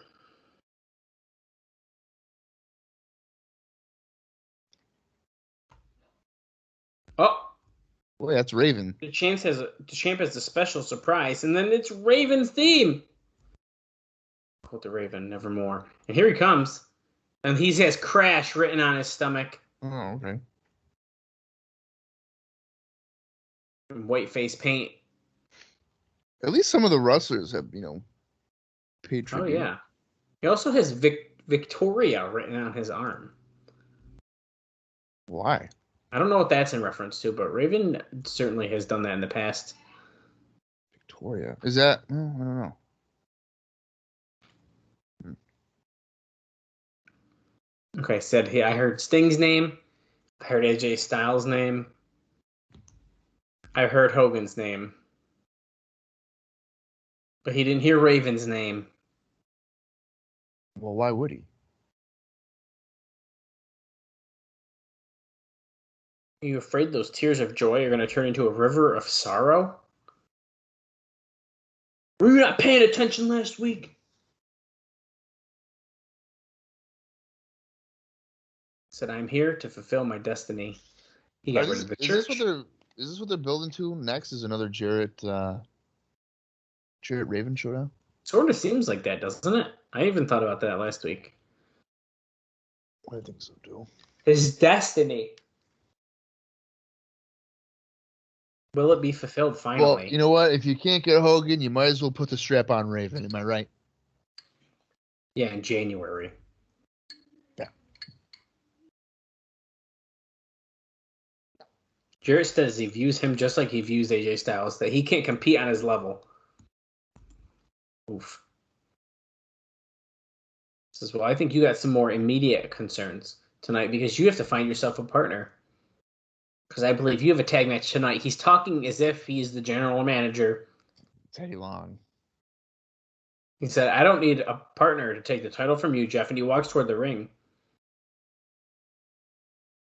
Oh, you don't need a partner to take the title from who? And Raven gets attacked from behind by the red shirts. Now remember, these guys are loosely aligned with Jarrett due to the Don Callis situation. I don't know if I'd say loosely. I feel like they are pretty good. Is he just punching his own hand with the microphone, or is it just me? It's kind of both. He's kind of hitting in between his fingers, but he's definitely hitting his hand. He's also hitting him with like the padded part of the microphone and not like the stick. Well, Bob, I want you to know that it still probably hurts because it's not that thick of padding. Well, the way that he was delicately jabbing. Well, Raven got busted open hard way, it looks like, so. From what? The microphone. Bullshit. He bladed. Oh my god, stroke onto the chair. How the fuck did he bleed off that? No way. My God. Raven needs more than one partner. Let's go, boys. Yeah. He needs a partner. What do you mean more than one? No, that's what it sounded like he said. Doesn't make any sense. I'm not saying it does either. I'm just trying to. That's what it sounded like Jarrett said, so I said it. If I'm wrong, sorry. Michael Shane's Triple Chains Invitational. Weeks 1, 2, 3. Week 1, Battle Royal. 2 top seed matches, 3 finals. Great. Another rundown of Michael Shane's cousin. Shawn Michaels' cousin. Michael Shane. Well, not to jump the gun here, but you remember someone in the X Division that we really liked, Bob? So maybe someone we haven't seen in a while. Amazing Red? No, that's a good guess, though. Kid Romeo. Nope, he got run out by Don Callis. He hasn't been around. Jerry Lynn. Jerry Lynn. Damn it. Well, he was on Between the Ropes radio this week. He said his status with TNA was up in the air because he'd been given the runaround the last several weeks. Dave says that he believes he has been backstage at every show, but since the storyline is that he quit, he's never used. He said they constantly used him to elevate new stars, and while he wasn't the kind of person to let things get to his head, he wasn't doing himself any favors by being professional about it. He said they kept telling him he'd be written into storylines, and all he wanted was for them to be upfront and tell him if they didn't want to use him anymore.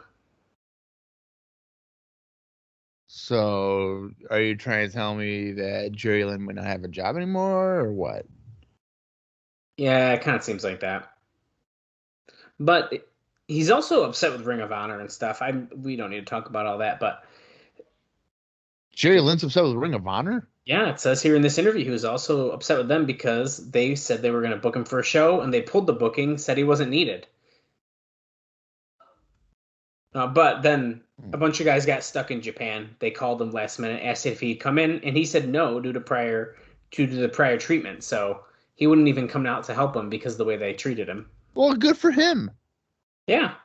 Fuck that, dude. Like, why? And he was also upset with the way a lot of AD promoters ran shows. See, I'm reading more of this note than I originally was going to, but... No, this is good shit. I like hearing this. So Jerry Lynn is pretty upset with a lot of stuff. He did say Mexico and Japan are still options. So, right now, I don't think we're seeing our buddy Jerry Lynn. Wait a second, Bob, look! She's wearing a WWE World Heavyweight Championship toy belt. And what the hell was that? And they had a piece of tape over the WWF logo. That's amazing. Loki is wearing shorts right now? Nike shorts? Did he lose his gear?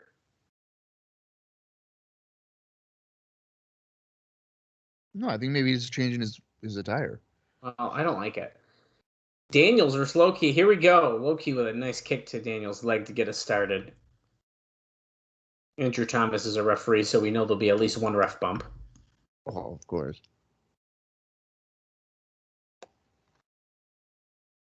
There's a Fallen Angel chant followed by sucks. Oh, I didn't give us the amount of fans in the crowd tonight, Bob. How many people do you think are in the Asylum tonight for Sting and Luger? 1,200. Nope. We are at capacity, 1,300. It's papered, of course. Not heavily, it says, but it says papered. Here you go. The test of strength. Who is stronger? Daniels with the knees to the midsection. Breaks off one of the arms.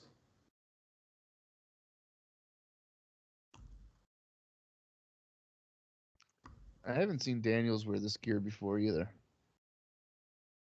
All black. Oh, so I made an oopsie because Sonjay Dutt is actually a replacement, and that's right for Sabin but Sabin is injured. So when I said Dutt was facing Collier, we just got that announcement now. So hashtag spoiler alert earlier in the show, but I was mistaken. It was supposed to be Sabin originally. So that's pretty interesting. Way for Dutt to kind of showcase himself a bit But he was next in line from that Battle Royal, which is why he's the one who is facing Collier instead of Sabin. Oh, that's interesting. What was the injury for Sabin? I missed exactly what it was, but I like I said, I made a mistake on that.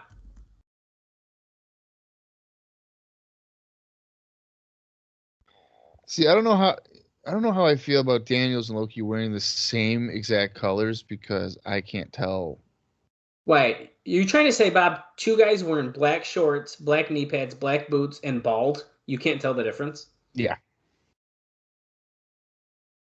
That's weird. I mean, Daniels has like a little bit of red on his front, but they both are pretty much dressed identically. Yeah, I mean,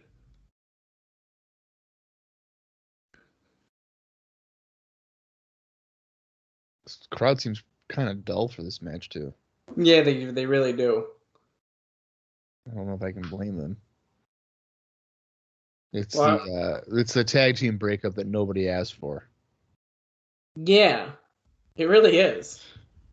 Oh, Gutbuster Ooh, by Daniels. Gutbuster. Drives him down. Stomach first, midsection first. Come on, Andrew Thomas, count faster. As Tanae says, these guys regularly compete in the Orient. Jesus. Daniels driving his knee into the back of Loki on the mat. Is he going to get a submission? Probably not. What if he did? He just taps out right now. He's wrenching it pretty good, though.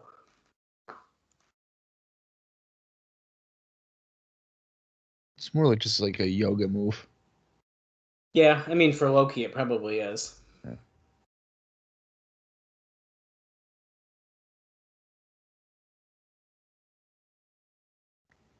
Oh, look at this. Oh, there you go. Tracy, who's the first member of the franchise, taking notes up in the balcony. She's on the phone. So Tanae is even saying her name is Tracy. So there's a good chance her name is Tracy I. Taylor or Tit, as we just discussed. She's on the cell taking notes. She's on the cell. That's funny. Well, you want to know what's not funny? Is I just got spooked like 5 minutes ago because Sarah set up these like Halloween lights or whatever. Oh, is that what I see flashing right now? Or is that your TV? No, that's my TV. Oh, okay. Yeah, that's my TV. These little like orange light things, and they just randomly went on, Mm. and I was confused. So I had to text her because she's at her parents', and I was like, "Are these lights just like set up to go on randomly?" And she was like, "Yes." That's awesome. I was like, "Okay," because I just got scared. I didn't know if somebody was here turning them on. Oh, great. did you see that with kick? Kicks to the chest. Yeah, I did, Dallas. I'm watching the show. But did you hear it? Yeah, I heard all of it. Oh! Oh, another kick to the face. What is this guy? Tajiri? He kicked him right in the triple X. Oh, what the fuck? What does that even mean? He kicked him right in the triple X. I don't know, man. It's just Tanae talking out his ass tonight. Right in the triple X. He hit him right in the face. Come on, Daniels. Who are you rooting for, Dallas? Daniels, man. Wow. I feel like Loki hasn't been around enough recently for me to like care enough. What do you have against them? He just hasn't been here. I want to see. Oh, look at this armbar. Armbar. Tap out. Tap him out. I just have been enjoying Daniel's like singles run here while most of Triple X has been gone. Oh, Daniel's catching him. He's done. 1, 2, kick out.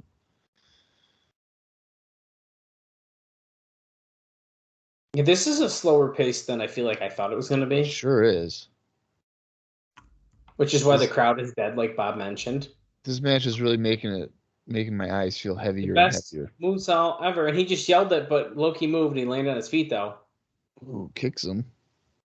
He must have started calling it recently because he keeps yelling it. Yeah. Oh my god. Oh my god. Did you Whoa. see? Yeah, that was nice. Wow. Roll through cross arm bar. The way he did that, it was really smooth.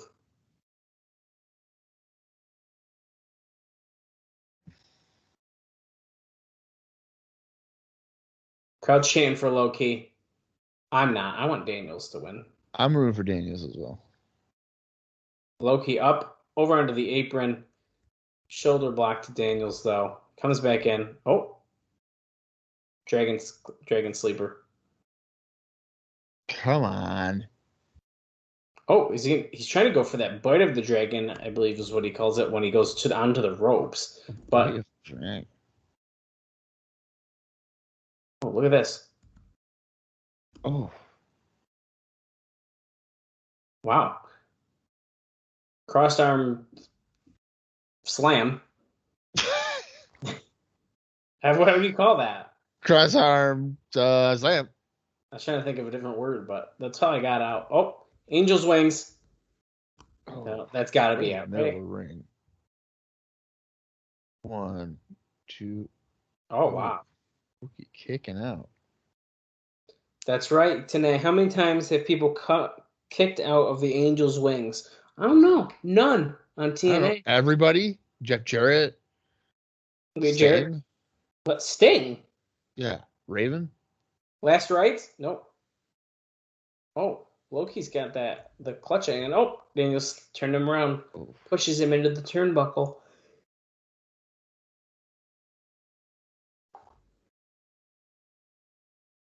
Okay, Irish whip? No. Well, that was a kick to the shoulder blades, but we'll accept it. Daniels in the one corner, Loki in the other. Loki, cartwheel, back. Oh, nope, kick. Kick to the face. Down goes Daniels in the corner. He's all loopy. This has got to be it.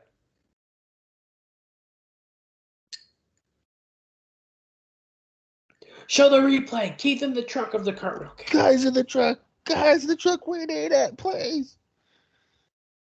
Oh. Well, he's putting moves on in the ropes that won't count. Oh, spitting him into last rights? No, Loki drops down. Oh, shit. He was going to hit it again, but Loki kicks him in the head. Flip through. Loki. Oh, he's going to go for the key crusher. Nope. Daniels counters. Roll through. Oh, Daniels got him. The roll up. Oh. Well, I hate to say it, but that match was very, very slow and not in a good way. Yeah, I'm gonna have to agree with you there. From the No Limits X Division, wah! Yeah, I don't know. I mean, it was okay. Those two could easily have had a better match, I think. So maybe they're just having a bad night. Maybe they took a pay cut because of Luger and they decided that we're gonna go easy on each other. But look at this; they're still both in the ring. They took a pay cut, so they're just gonna be like, "Fuck it."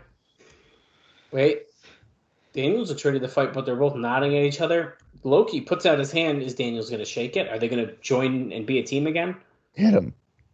Oh, they did. Oh. What? They shake, and that's it. No one attacks anyone. Look at that. Mutual respect. Wow. Oh, no. Here comes X. Fucking X. Loki. He just walked right by Loki. Now Daniels has got to beat up X. My favorite thing about X is that his little shorts don't match this. They're a different black than his singlet. Yeah, they are. That's a very good call. Oh, shit. Package pile driver? Yep. Loki, what are you doing? You just shook his hand. Oh, he did suck it. No, all he keeps doing is shot. He's just doing like X movements. Yeah, one of them happened to be over his crotch. He said, "Suck it" to the crowd. Yeah, big whoop. Okay, so they're saying that X is actually the one who caused the injury to Saban last week. And now they're saying he potentially just injured Daniels. And mind you, Daniels is now going to be facing X and the winner of the Dutt Collier match in a three-way next week. Chad Collier, not Doug Collier. I didn't say Doug. I just said Collier. I said I and thought Collier. you sounded like you said Doug. My apologies. Yeah. Is this Tit? That Who is doesn't look like Tit. I didn't think it was. By Tit, I mean Trick. Who is that? Is that Tit? They're not saying anything, so I don't know. Oh, it looks like, I guess it is Tit. Tracy I. Taylor, we think, in lingerie with a ladder. That's the best she's ever looked. It's got to be the lighting.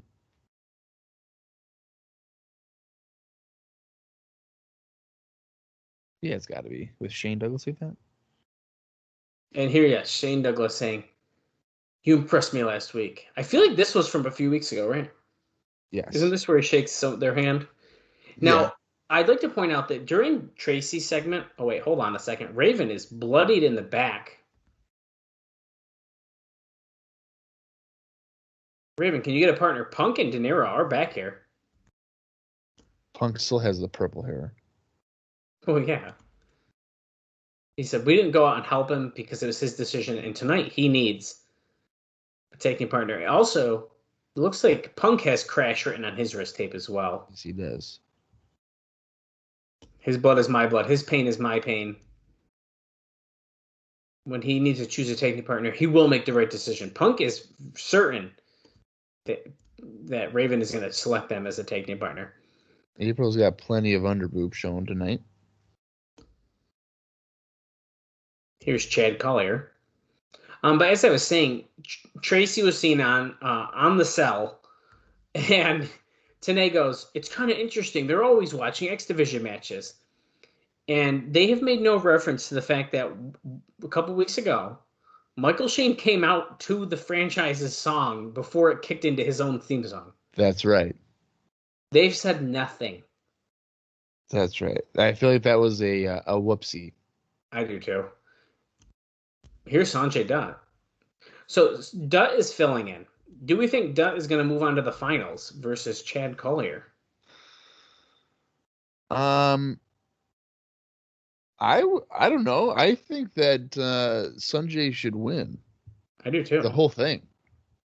I think it'd be a very smart decision. I'd put the X Division title on Sonjay. We went right into this match, by the way. This is much more how I wanted the last match to go. We're already fast paced. Yeah, I mean, it's kind of weird because Daniels and Loki are the two higher profile names of the four.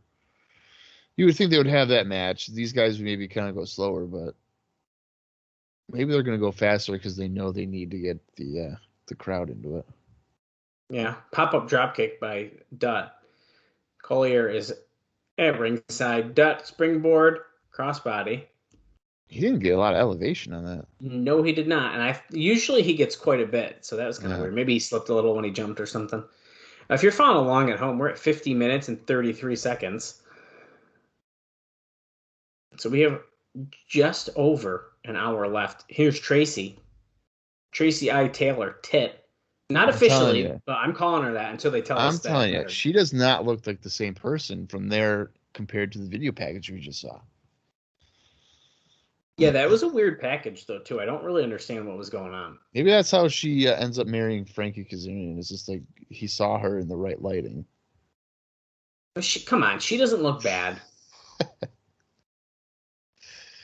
I like Tracy. You do? Yeah, why not? What has she done? I saw her wrestle at the New York State Fairgrounds, and I can't remember who she faced, but I just know that they went through the plastic guardrail. Oh my god, that's funny. Of course they did. Why not? The plastic guardrail. It was like white plastic guardrail. It was ridiculous. Collier with a suplex on the Dutt. I think I like Collier. Because didn't you say somebody wanted to make him like the Dean Malenko?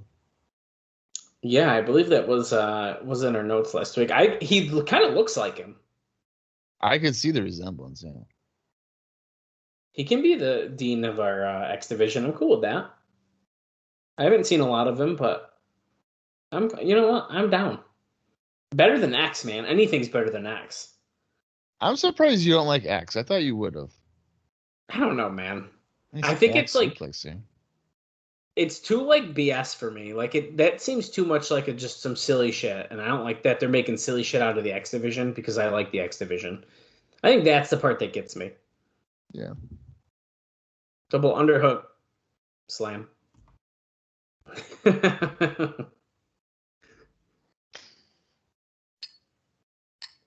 Bob, any indie notes for these guys? Oh shit.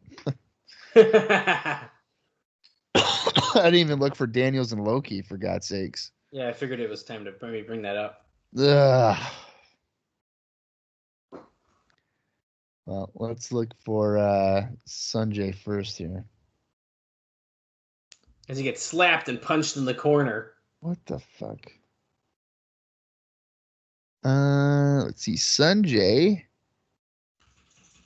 Oh, Sonjay was busy. All right. So November 7th, he competed. Well, November 7th and November 8th, he competed in the Ted Petty Invitational. On November 7th, he defeated Nate Webb to retain the IWA Mid-South Light Heavyweight Championship in the first round. And then the next day, on November 8th, he lost to Chris Hero in the quarterfinals. So that's what he accomplished over the weekend. And then let's see about Mr. Chad Collier. I feel like Chad doesn't really do a whole lot. Really? Outside of like HWA stuff. Oh, I guess he goes to Japan too a bunch of times. Let's see. He defeated Adam Cage by disqualification on November 9th for CAPW in Cleveland. And that was for the heavyweight championship. Let's see what Christopher Daniels was doing. Sonjay almost tapped. They just make a Dean Malenko reference. So we're already trying to throw that in there. That doesn't surprise me. Well, and if I heard this correctly, let me check. All yeah, right. Dean Malenko trained Chad Collier, which is also how that's kind of happening. Yeah. Christopher Daniels, he lost the ECWA Heavyweight Championship to Mike Cruel. That's on November 8th. So Mike Cruel is the new ECWA Heavyweight Champion, defeating Christopher Daniels. I like Mike Cruel. I don't know if I know who that is. You probably don't. But that's okay. Let's see here with Loki. Did he do anything? No. Loki did not do anything. So there's that. And I only have a few other people in my tabs here, so. All right. Oh, look at that bridging German. How does he kick out of a German suplex? So unless there's another guy named Chad Collier who also is from Indiana, he is currently a professional mentalist. What? Like magic, like mentalism. Really? Oh shit! Sonjay just went with a roll up out of like a Texas clover leaf. Man, he's pumped. I feel like I recently saw Chad Collier being like, "Hey, I want to get back into bookings." Really? To wrestling. Who's this? Oh God, X. Well, because the X is now trying to take out everyone that he's got to fight in the finals. God, his gear is so bad. Are his pants like jeans? Yeah, I think so. Look at this. They are. They gotta be. Oh fuck! Oh, I press slammed him. Yeah, his pants are jeans, like jean shorts. Oh my God, the interrogators are back. Oh God. They take themselves. Oh shit! Seriously. Eric Watson, Goldilocks. Okay. Let it begin. Let's see. Lex Luger. Lex Luger. $1 million body, 10-cent talent.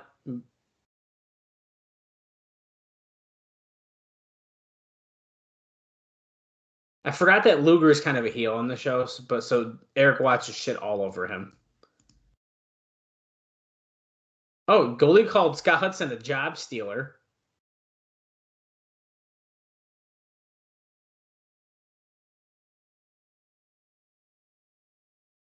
I thought these were supposed to be like one-word answers. Well, not with Eric Watts. Musical influence. Goldie's Don Harris. Equalizer.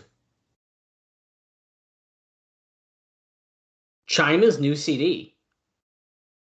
Goldie said it makes a great gift.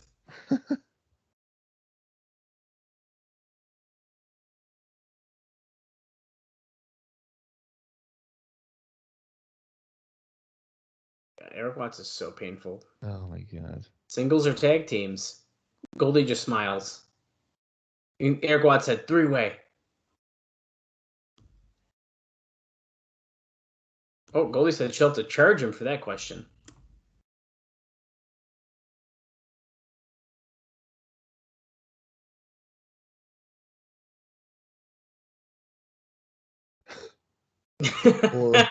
Four. Dude, the oral. Oh, the moral support. Morals. Jesus Christ. Hulk Hogan.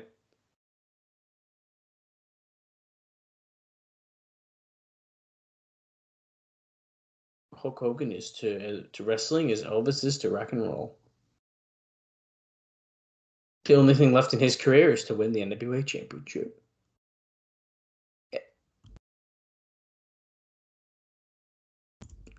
Don Callis. Don Callis. He's the pain in the callus.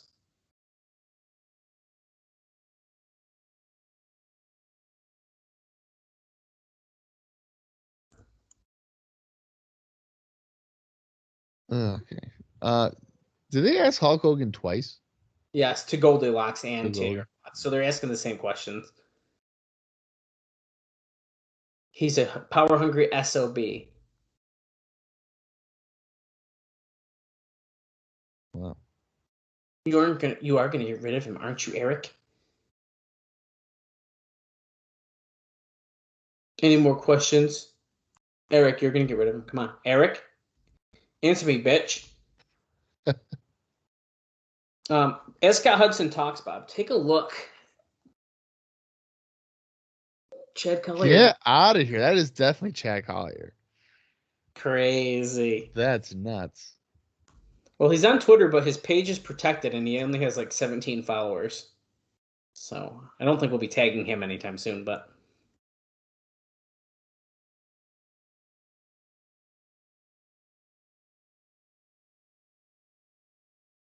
I like how Jeff is preventing Scott Hudson from going into the janitor's closet. That's their locker room. Oh, is he even in there? So let me just talk to Lex. He tried to slam the door. And it doesn't shut, so you can just walk in. Jesus. Oh, great. Abyss against freaking Don Harris. I can't wait for this gem of a match. Don Callis is coming to the ring with him with a pipe in his mouth. This should be a good one, Bob. Yeah, I mean, I can't wait. Dun, dun, dun, dun. Come on. Abyss better win this match in like less than 5 minutes. Hey, Abyss, did he have any indie news? Probably not. Ask me the hard-hitting question. I'm just trying to talk about something before we have to watch this awful match.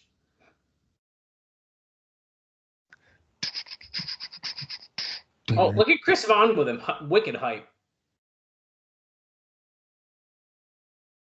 Well, he is a good hype man, apparently. One of the original black shirt security. Let's see. Back to his TNA roots. Abyss on November 8th.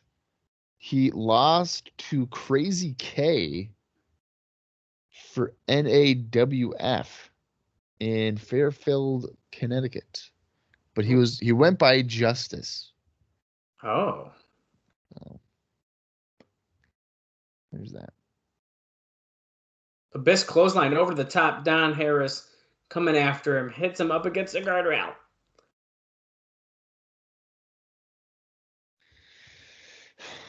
This is all over the place already, dude.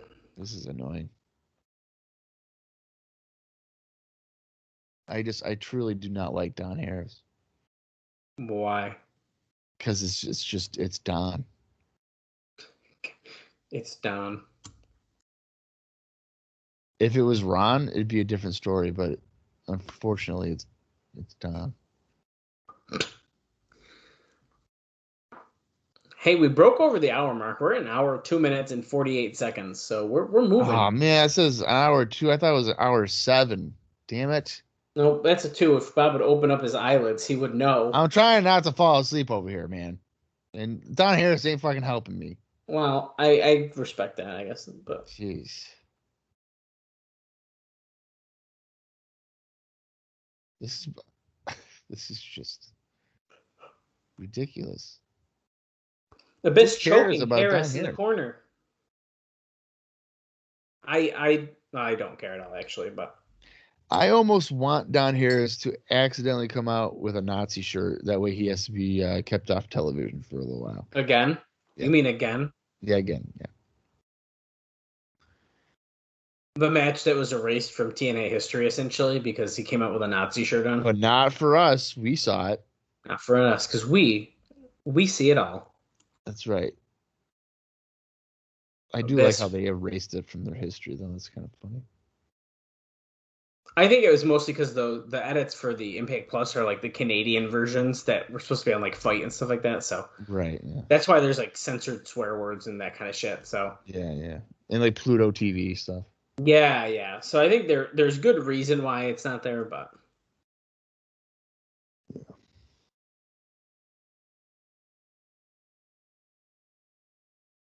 his representative Abyss.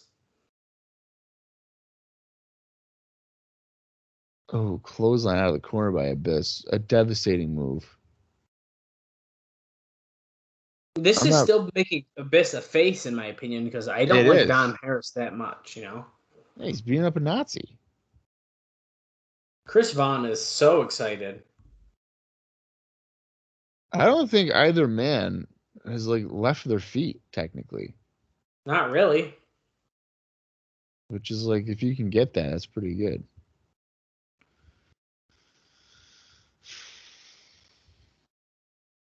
Yeah, this match is a stinker, This is but horrible. we have Raven versus the Red Shirt Securities with a mystery partner, hopefully. Yeah, that's going to be even better, dude. Ryan Wilson, great.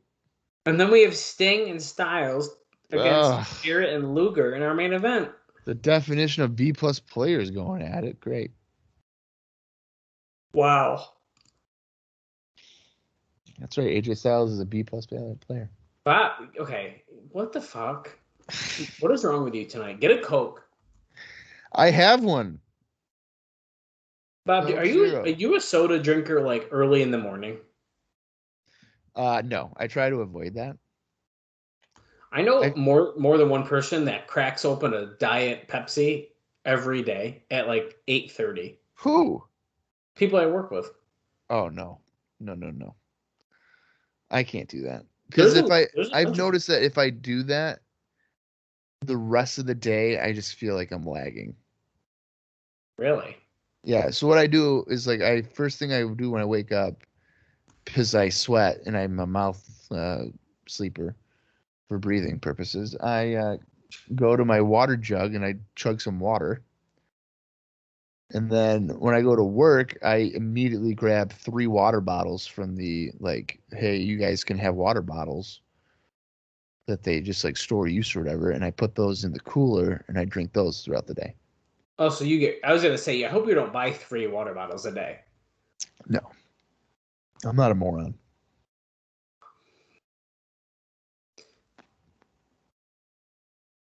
Yeah, I chug a lot of water during the day, but it just causes me to pee every like 30 minutes. That's how much. Dude, tell me about it. Guys, I was getting concerned about it, and then Sarah was like, "Bob, look at the table next to the couch." And I looked over there. yeah. I had a fucking water cup. I had a soda, and I had just had cranberry juice. And she's like, "You've had a lot to drink in the last hour, so that's why you're peeing so much." And I was like, "That's a good point."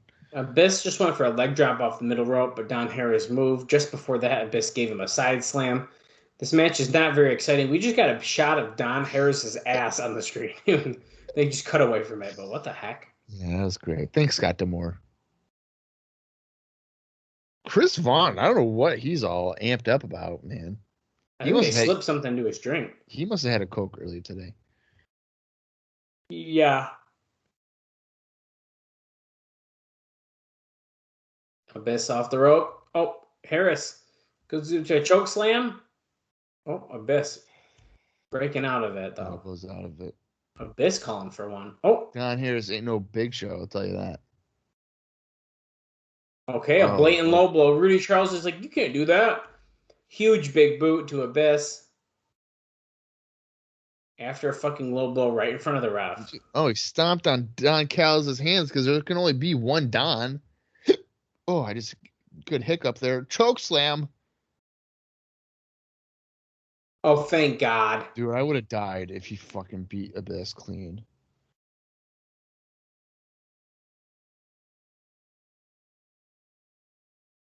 No, Don's got Don, but here comes Abyss. Oh, but he blocks the punches down, going with a couple right hands, throws Abyss off the rope. Abyss reverses. He comes back. Black hole slam. 1, 2, 3. That's it. Awesome. I'm not sure how I feel about Don Harris putting up that much of a fight against Abyss. Yeah, I wish they made Abyss look a little bit stronger, but because of Don Harris's size, I feel like that's why they're doing that. Yeah, but Don sucks. Oh, here comes Chris Vaughn, who comes in and gets press slammed. Yeah, what was he thinking of there? I mean, come on. Yeah, little skinny dude. Are you kidding me? And here he holds him up. He's going to hit that shock treatment. Boom. Sit down backbreaker. We don't have a name for it yet.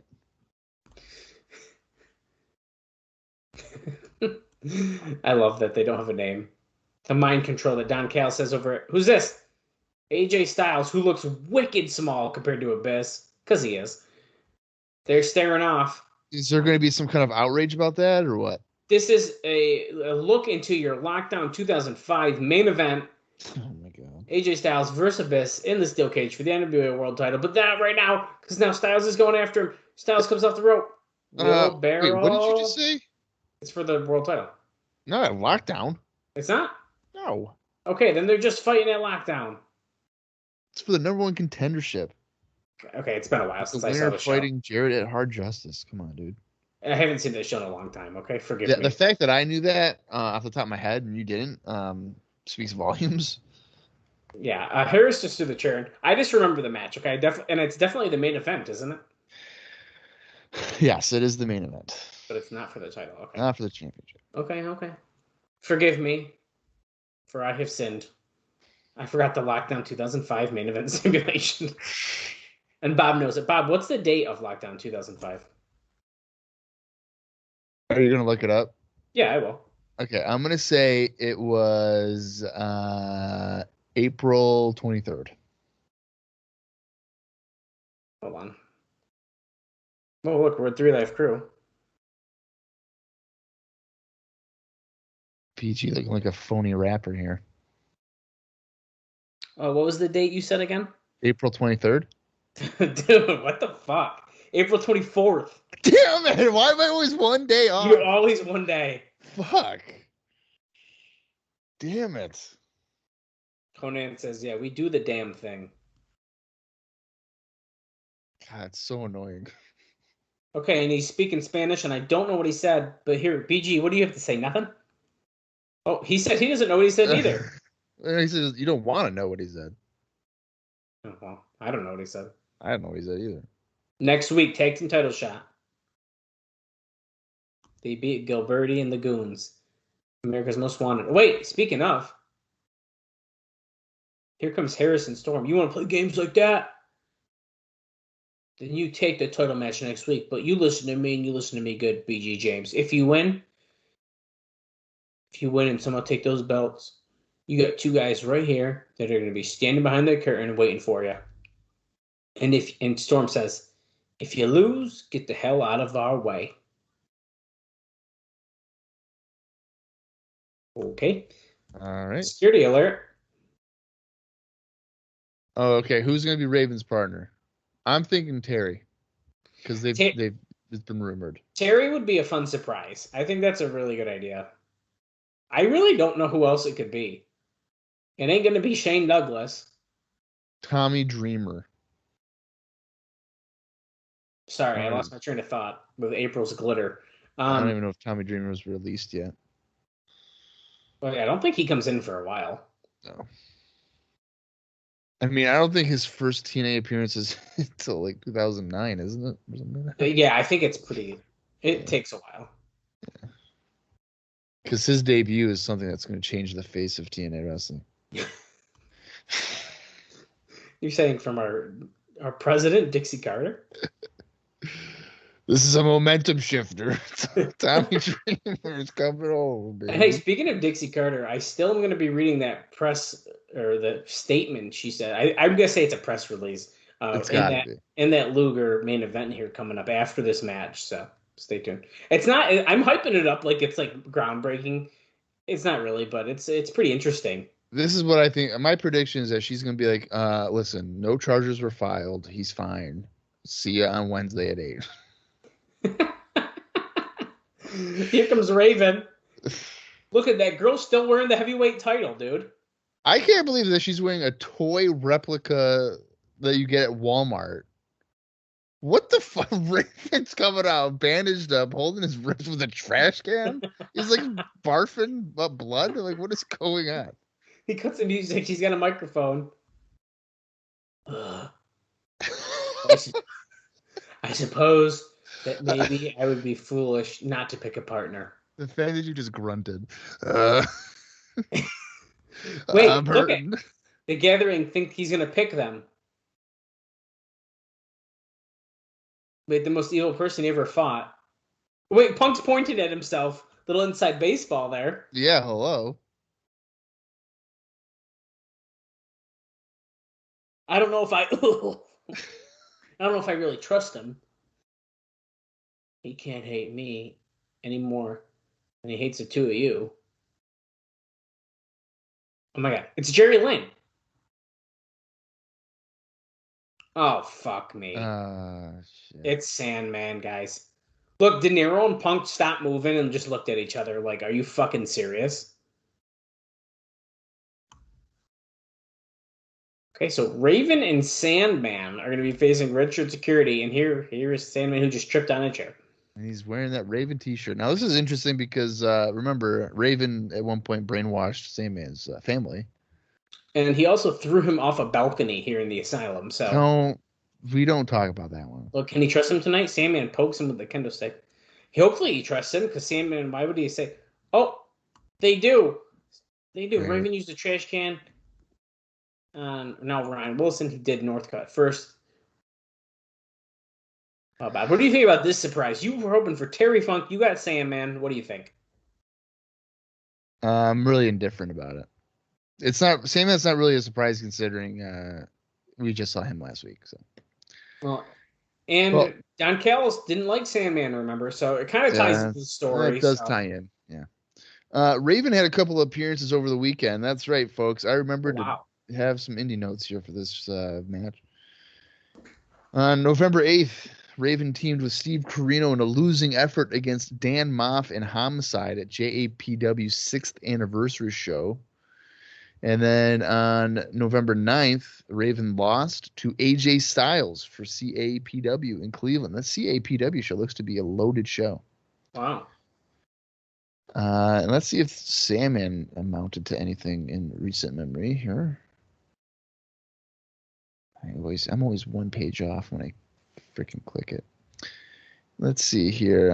Sandman did absolutely nothing. That's no surprise. Okay, we got order now. There's going to be tags in this match somehow. No one wants to see Sandman and Raven wrestle in a traditional tag match. I am convinced of that.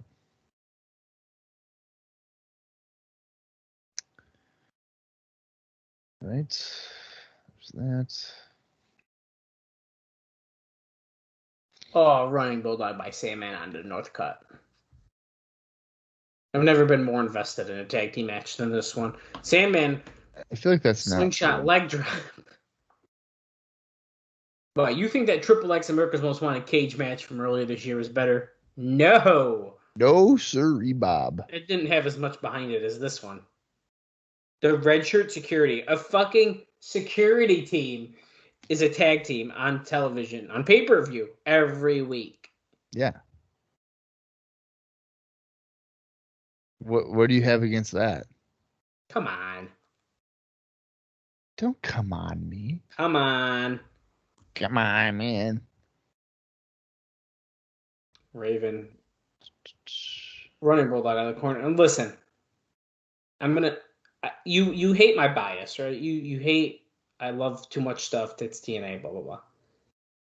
If there's something I've really caught on to watching Raven in TNA, is that he has a lot of the same matches. Raven? He does the same shit. That's impossible. He hasn't even done the drop toe hold onto a chair yet. If he does that, then okay, maybe. He does. He goes through his motions. He gets his shit in. I'm just saying, we were talking about it earlier with Sting and stuff. I mean, it's Raven. It's noticeable. Oh, Raven get a running knee right to the face of Raven. Well, Raven's cool as fuck, so I don't give a shit. At one point, Raven was your favorite wrestler, and then you bailed on him real quick and went to Kenny Omega. Okay, you got that order way off anyway, but... I'm not way off. You start off with being a huge Charlie Haas fan. My God, what? To the point where you had an action figure of his, and then you went... I did. You did. I took it from you. You did? Yeah, it was in that pile of figures, and you're just like, take whatever you want. I'm like, hell yeah, dude, I got world's greatest tag team now. No.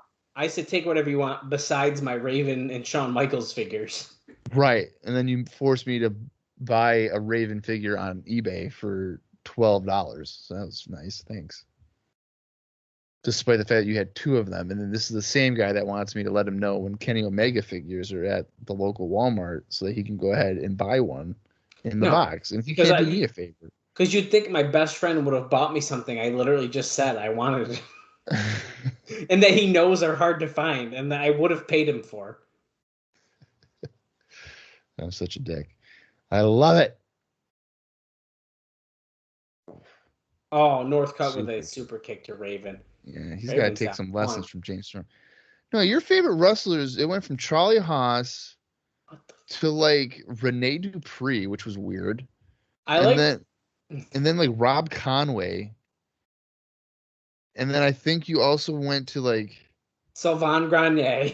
Yeah, it was really weird. You were big on La Resistance, but only their singles run, not when they were like a trio. Wasn't it Dupree who had the talk show on ECW for like a week? Oh shit, I think you're right. And like Tori Wilson was on it, which is the only reason I know. Oh my god, I freaking totally forgot that Rene Dupree was on ECW for like 2 weeks. And he was like one talk show, and Tori was on it, which is why I was excited. Right. Yeah, and then you were pretty big on Sheamus when he came into town in 2009. I do not and like then Sheamus. When Jack Swagger came out, you were like, dude, this guy's gonna be a stud. And then you've defended it. You've defended when he dropped the ECW World Title during his entrance, fell off his waist. You're like, this guy is a superstar. Can we talk about TNA? Oh, I can name your favorite TNA wrestlers. So it was Bruce to start out, and then now we're at Raven. Eventually, we're gonna get into like a Lance Hoyt era. You were real big on him, and then we're gonna get to no, I like Dallas Reddick. better. Relic. Relic will be Yeah, it's killer spelled backwards. right. Relic, yeah, he'll be on there. Did you know that? Yeah, I did know that. That's why that was his like your favorite wrestlers because it's killer backwards. Yeah, Northcutt charging. Oh, he hits the post. Raven Oh. slipped out of the way. And then your other one is like Shane Sewell, the like referee wrestler guy. I don't even know who that is. You don't know who Shane Sewell is? He wrestled like Booker T for a minute there. He wrestled Booker T. Yeah. Oh yeah, that's right. Yeah, the blonde guy. Yeah. Yeah. Sandman gets tagged in. He's got the kendo stick. Boom. Whack him again. Great. How is this not a disqualification? Can you explain that to me? The referees lax rules, bro. Oh, White Russian leg sweep. TNA doesn't call it that, but I'm doing that because Bob told me that's what it is. What did I do? You told me it was the White Russian leg sweep. Yeah, technically. TNA doesn't say that, but I'll call it now. Oh, he's going to go for a Frankensteiner? Sorry, Hurricane Rana, whatever you want to call it. There's no referee. Because Posey's on the floor. Who's this? Legend. Oh. Legend just decked Sandman with something. Oh my God, Northcutt got the pin on Sandman. I was not expecting that. What was it, handcuffs? Oh yeah, it is. Yeah.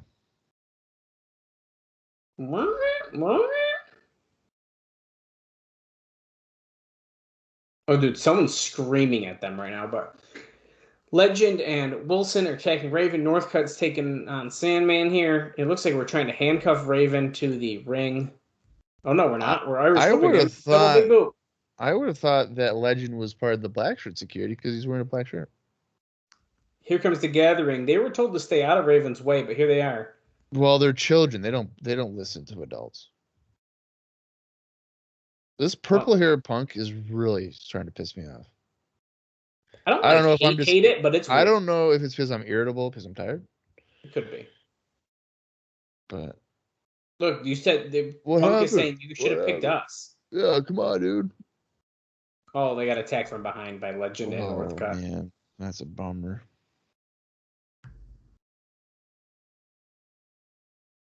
You don't turn your back on the red shirts.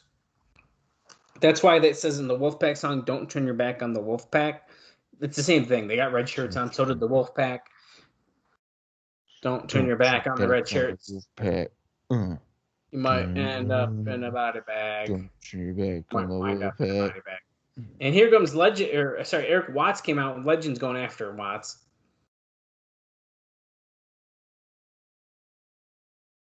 Now I'm motioning for Northcutt. Watts, double clothesline. He is a hero. Big boot to Legend. Big boot to Northcutt. If your favorite Eric Watts isn't Techno Team 2000, what are you doing? DOA Eric Watts has a chair, and he hit it wicked slow over Northcutt's head. This guy, Dallas, you just love to piss people off, don't you? Hey, after seeing it in over in Pod, man, Techno Team 2000 is one of the better teams they've had. Yeah, I guess. Oh, he's got the microphone. Don Callis. So some punk. You can't get rid of me.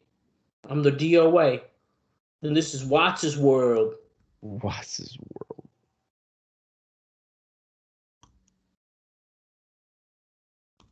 I'm the authority in this ring. And next week, oh God, we're going to have a 6-man tag match. No. We're doing Raven style. Clockwork Orange, House of Fun. It's Raven, Sandman, and Eric Watts. In the Asylum. I feel like that is the least needed Clockwork Orange House of Fun match that we've seen yet. Absolutely. I also like that you would assume that, and actually I think this is kind of the point, because if you just notice Julio and Punk look very disappointed, they should have kind of been into that, and instead Watts is like, us and Sandman. Yeah. So that's pretty interesting. We're at the announce table now. Oh, Jimmy Hart will update us on the condition of Hulk Hogan. Just tell us that Hogan's going back to WWF. Come on. It's fine. We get it. Well, I still don't know if we're really going to see Jimmy Hart, so I'm going to give you this note here while Don West is shilling the merch. And that's it. Jimmy Hart has been spending tons of time in Nashville working with the group, which also gives the impression that the other options for Hogan haven't made any ground at all. Hart is a big believer in the stars being dressed up to look like they are stars. So Jimmy Hart has been very active in TNA, apparently. What does that even mean, though? Stars be dressed up as stars. What is he trying to say? That they probably look like they're indie guys or something. Well, that's definitely true. Through Life Crew, baby.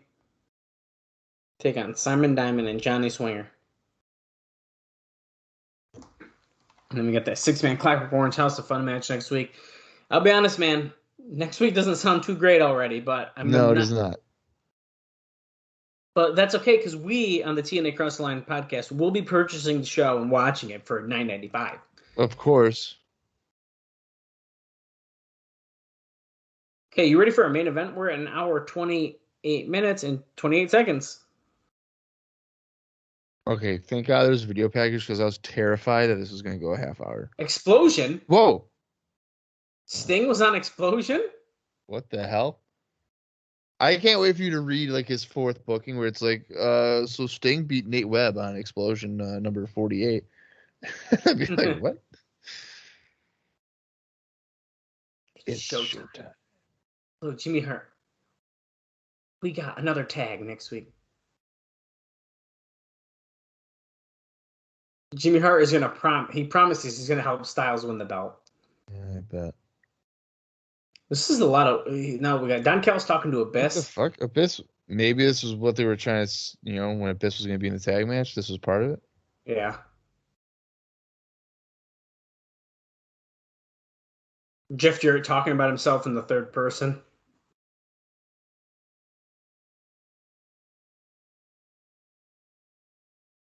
The red shirts are with him, too.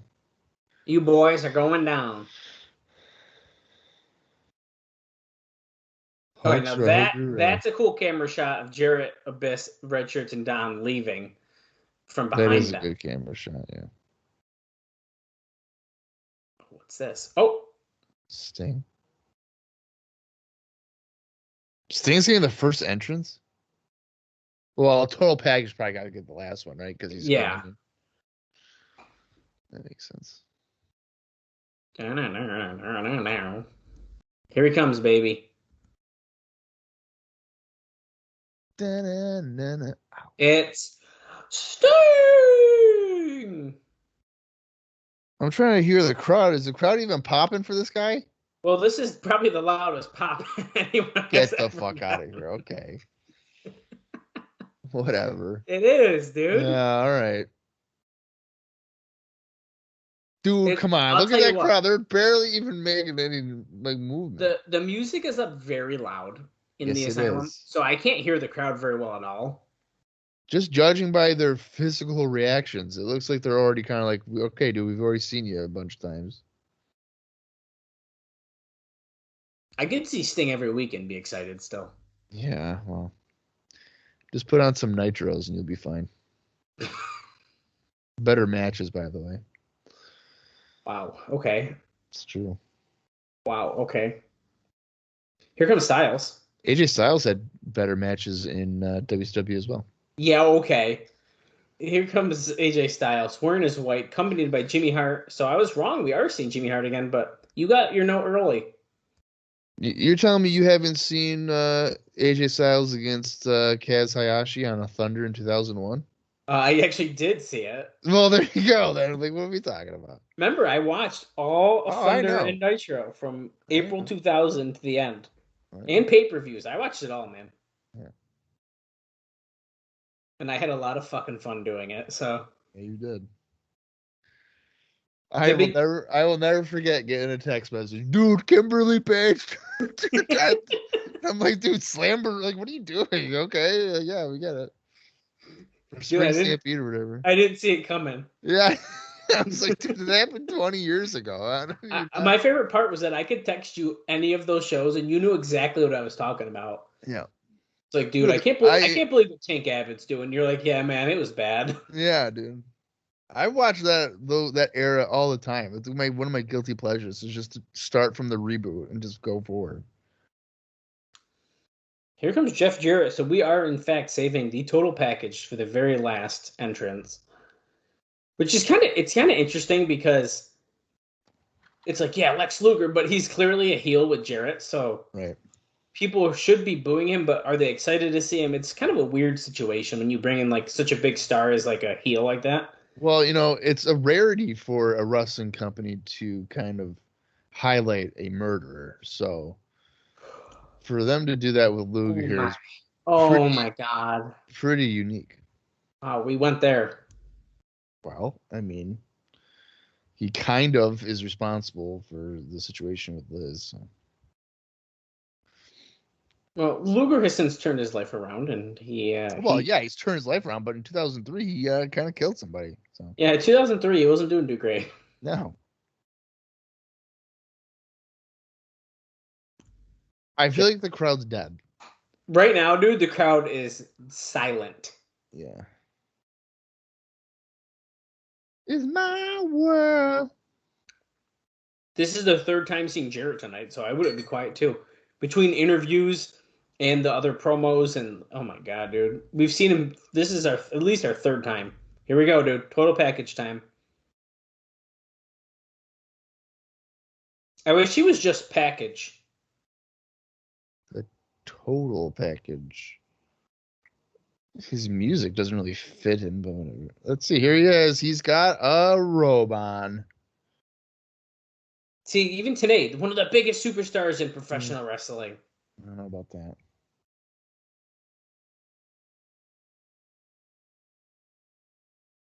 Oh, wow. His music's just a remix of his WCW theme. Oh, okay. So they just said this is his first match in the U.S. since WCW closed. They just made a reference to Miss Elizabeth. I missed exactly what they said, so I don't want to make that up. He didn't do it. I think they might have said something about his first appearance since her passing or something. I don't know for sure though. So Luger wants he's everyone keep him back. He's got to take his robe off. He's got to show us the bod.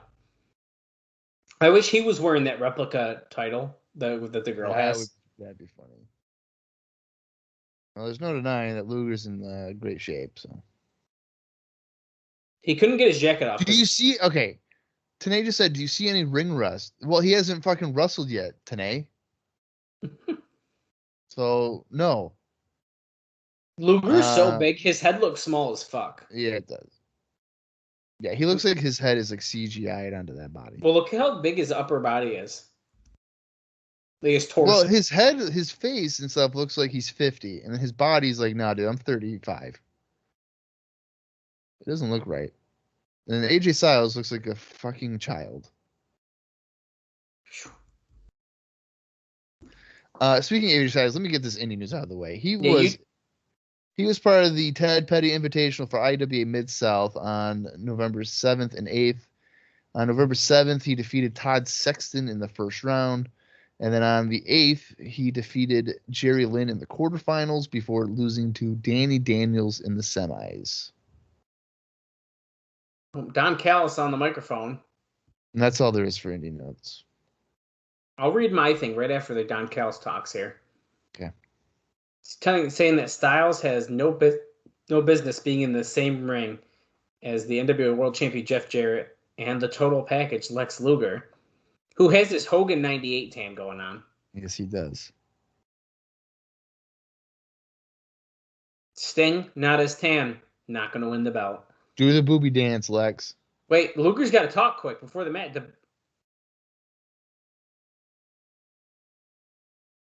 said, "It's great to be in the ring with the NWA World Champion Jeff Jarrett.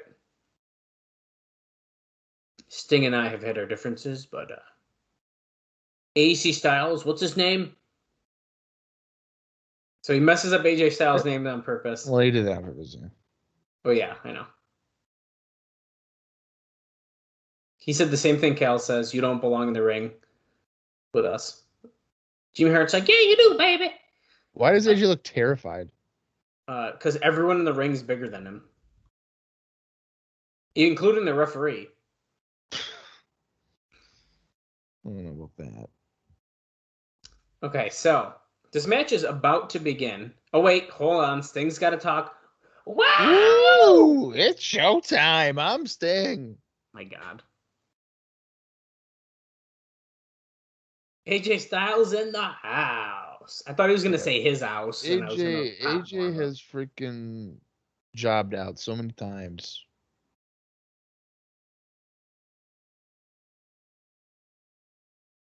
Oh, he says AJ's totally out of their league. That's why he has no business being in the ring with them. Oh, that's a compliment. But he's the right kind of business, being in the ring with moi.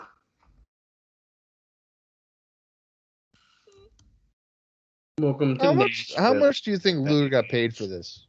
A shit ton. You really think he got paid a shit ton? I bet you I wouldn't be surprised if he got paid more than Sting did. No way. You don't think so? No way. I don't know, man. Especially if Sting made this like a favor. If Sting kind of did the deal, okay. The only reason I say that is because if this dude isn't wrestling in the U.S., really, they had to have gotten him out of there somehow. And I know it's Sting who's kind of working that deal. But I'm saying like maybe 2,500. I was going to say like 3 to 5. Well, I think Sting's getting like 10? I think. All right, so maybe like 5. You get That's what I mean. Jarrett gets shoved down. I'm going to read this statement from Dixie Carter here before we get too far into this match. Do it up. I'm really curious as to what she's been saying. So speaking of Luger, TNA President Dixie Carter released a statement talking about why Luger was being brought in. And it read in part as the following. Quote, TNA is about opportunity for wrestlers new and established. For the fans, TNA provides a weekly program that showcases today's hottest talent and introduces the stars of tomorrow, and provides the opportunity to re-experience wrestling icons. Since its inception, TNA has paid homage to the NWA legends who have laid the foundation for our company. As far as TNA talent is considered, we could not be more proud of our entire roster who give their heart and soul week after week to build this special group. We believe in being compassionate and giving the guys a chance. For new, incredibly talented young men to veterans who may need lifting up when trying to change their lives. Surrounding a man with the kind environment we enjoy backstage in TNA can only be considered a very good thing. We are about accentuating the positive, not the negative. When our talent approaches management and recommends giving someone an opportunity, we listen, and that is the case with Lex Luger, as well as others. The success of bringing Lex to TNA won't be measured with pay-per-view buys. It will be measured by what a man does with an opportunity given. As a company, if any talent becomes a negative force in the locker room, then they are no longer welcome to be part of our team. And that has been proven on occasion and will continue to be our manner of operation. And then later, she wrote, quote, to take advantage of a difficult point in someone's life is not the practice of our company. Our philosophy may be uncommon in the wrestling business, but our goal is to be a different kind of company, inside the ring and out.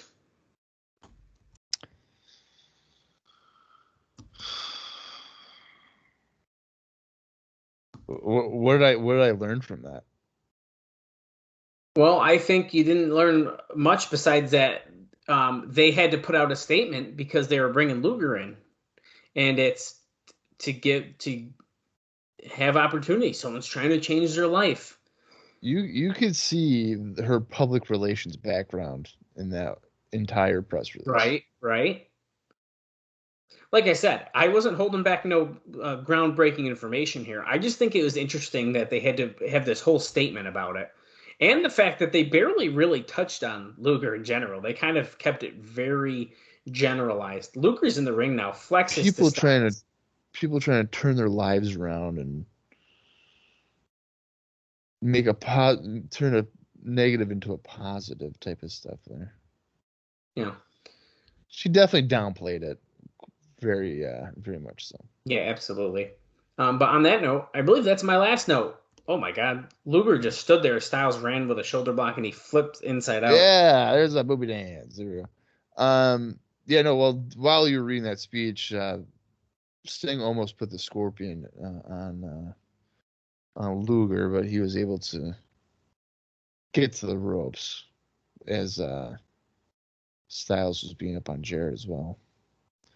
Press slam down to the mat. Gut first does Styles go by Luger. Luger's like, his chest isn't as muscular though, I feel like. No.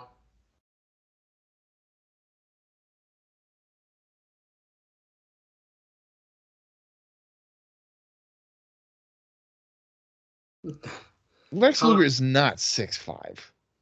Let's see. What's his build height? His build height is 6'5". No way. Yep. He does not look 6'5" to me. How tall is Sting? 6'2"? I think we looked that up before. Sting is listed as 6'3". Okay, so when we see Sting get in there, they look like the same height to me. It's that little poof on the top of Luger's head. Yeah, well, you don't even count that. Your hair is not part of your height. I would say it is. Are you serious? No. Your hair probably is. I don't think it goes down if you measure on top of your head. What? Look at Luger giving him the bear hug. He's kind of humping him. And he just throws him down. Just tosses him down. Here comes Jarrett. Okay, Jarrett and Styles going at it here. We're at 1 hour, 44 minutes, and 20 seconds. We're counting down. We have less than 10 minutes left in the show.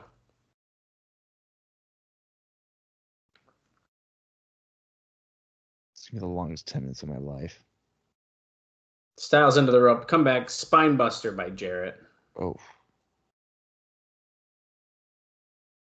Cover one, two. Oh, he kicked out at 2.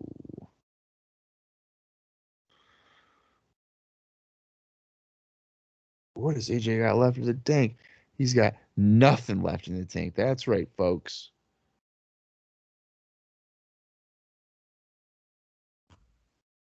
Luger coming back in.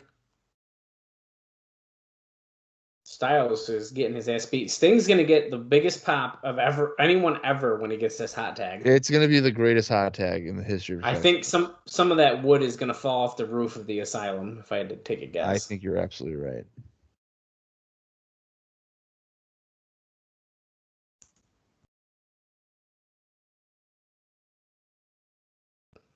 Oh, Luger with a big clothesline. Luger's the kind of wrestler who does like one move and then walks around for a minute. And then he'll like eventually do one other like move, and then he'll just walk around again. That's been his entire like career, I feel like. Look at Jarrett taunting Sting. Come in here. Come in here. Come on, Stinger.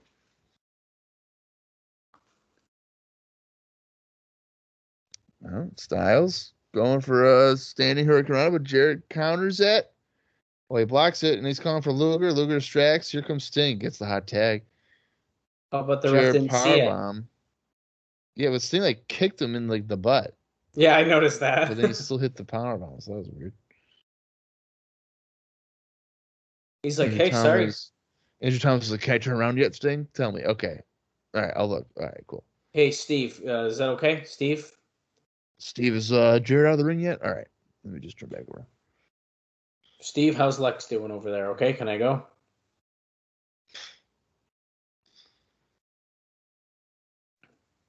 Oh, look at that devastating back elbow to Styles. And then here comes Jarrett again. Ram Styles face first into the turnbuckle. Don't you wish he was just total package? Yeah. Like he was in Jarrett pop up. WCW. Yeah. Yeah. Pop up. Gutbuster. I think one of the greatest segments in WCW history is when he literally has a funeral for Lex Luger. And he's like, I'm just the total package. Holy shit. I don't know if I've seen that or not. Yeah, it's like late 99. Oh, I want to watch 99 so bad. And then he has like TP on his trunks. So it's the total package. That's awesome. That's Yeah, dude, awesome. Sting the ref did not see his tag again. So Andrew Thomas is like, damn it, Steve. Can you disappear till 2006 or what? Okay. Styles up and over. Oh my God, dude. Oh. Oh my God. The way Styles just laying in his leg, he could have severely injured himself. They twisted around. That was weird. Here comes Sting. Stinger slash on Jarrett. And on Luger. Well, Scorpion Death Drop on Jarrett. That could be it. 1, 2. Luger with the slowest looking forearm drop in the history of professional wrestling to break up the cover. Oh, low blow to Sting. The referee's clearly looking at him as he's talking to Jarrett, giving him times. Hey, you guys got to take this shit home, okay? Yeah, you got about 2.5 minutes left on the show. We got to go. Oh, Luger's calling for it, dude. Torture rack. Okay, ready? Oh! Yeah, dude. His right leg twisted real bad. Oh, Sting.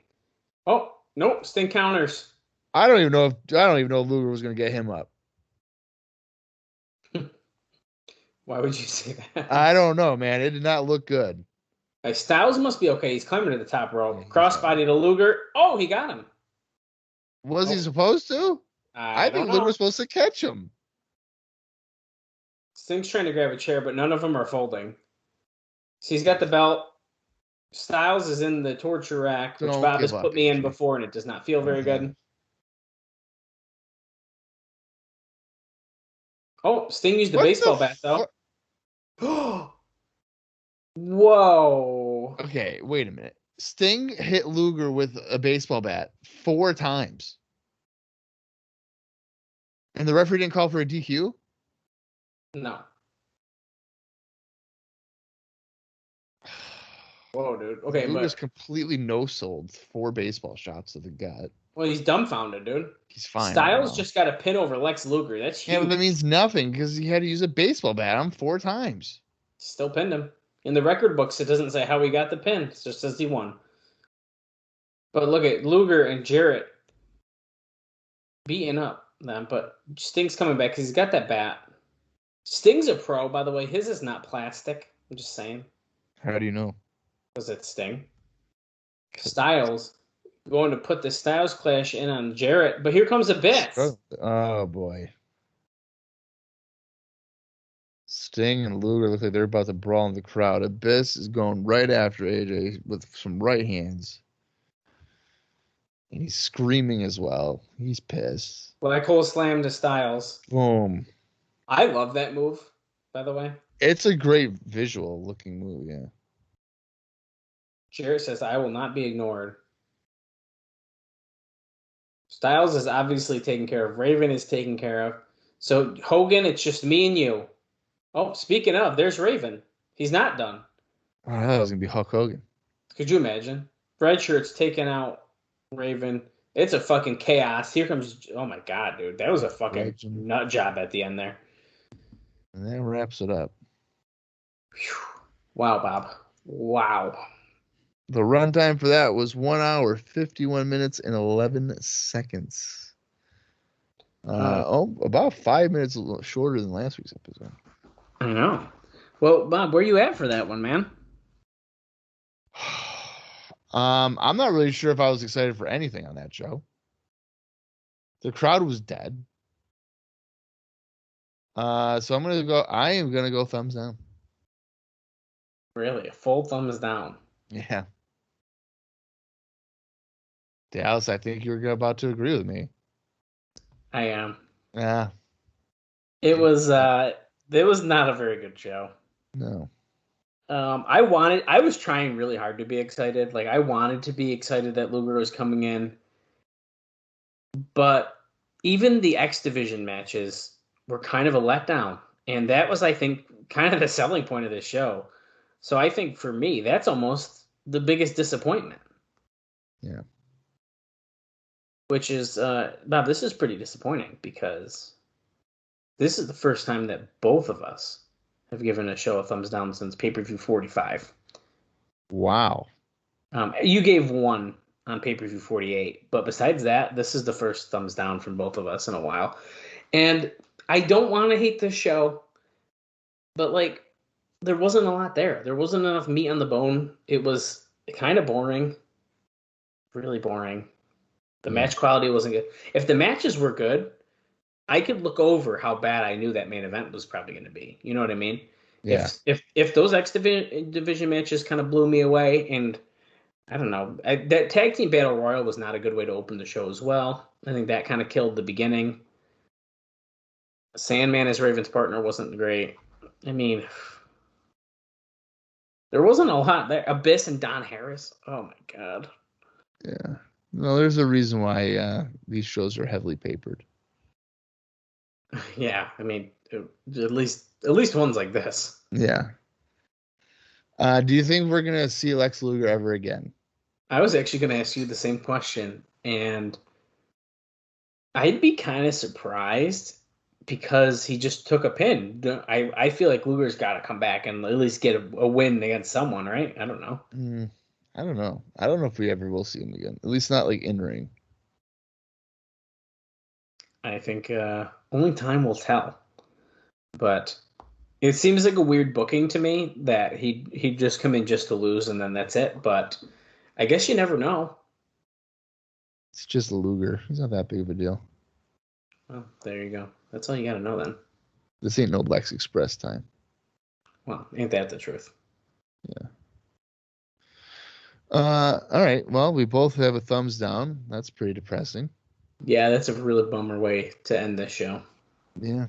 Next week they just announced like the tag title match, and then what else? Oh, we got a tag title match next week. We have that Clockwork Orange House of Fun 6-man tag team match. That's right. And we have I don't think they said it again, but we do have the Michael Shane Triple Chance Invitational final 3-way match between Dutt, Daniels, and X. Right. So we have some stuff, but like not a lot. The biggest thing next week to me, honestly, is that tag team title match between 3 Live Crew and Swinger and Diamond. The 6-man Clockwork Orange match is going to be just chaotic, and like there's not a real reason for that. And I mean the Michael Shane thing is it's the finals, so I guess we've been watching it for it's going to be 3 weeks at that point. So I'm not really sure how chaotic that Clockwork Orange match is going to be. Well, what I mean by chaotic is they're just all over the place. Yeah. You know what I mean? I didn't mean chaotic in a good kind of way. Yeah. But hey, maybe there'll be maybe Hogan will show up. I don't know. Yeah, okay. 2010, January 4th. But yeah, I don't know. I don't know if I have anything else really. Let us know what you guys think. If you watched along with us, what did you think about this show? Were you excited to see Luger come to TNA? Or were you just as excited as Bob was, which was Luger hasn't been good since '98? That's right. Let us know. And you can let us know by sending a tweet to us on Twitter at CrossTheLineTNA. You can DM us if you want. One of us will answer, probably me. And you could also follow us on Facebook at TNA Cross the Line Pod. Or you could subscribe to us on YouTube, and you could leave a comment under this video, which will probably be uploaded a little bit later than you listen to the episode on your normal podcasting platforms. Yeah, what are you waiting for? Just do it. Share us around. Leave us a review. Have some fun. We have fun here, too, especially when we get proper sleep. So next week, I promise that I will take a suitable amount of time for a nap and be far more enthused to do some TNA live watches. But until then, for Dallas Gridley, I'm Bob Colling Jr., and this has been the TNA Cross the Line podcast.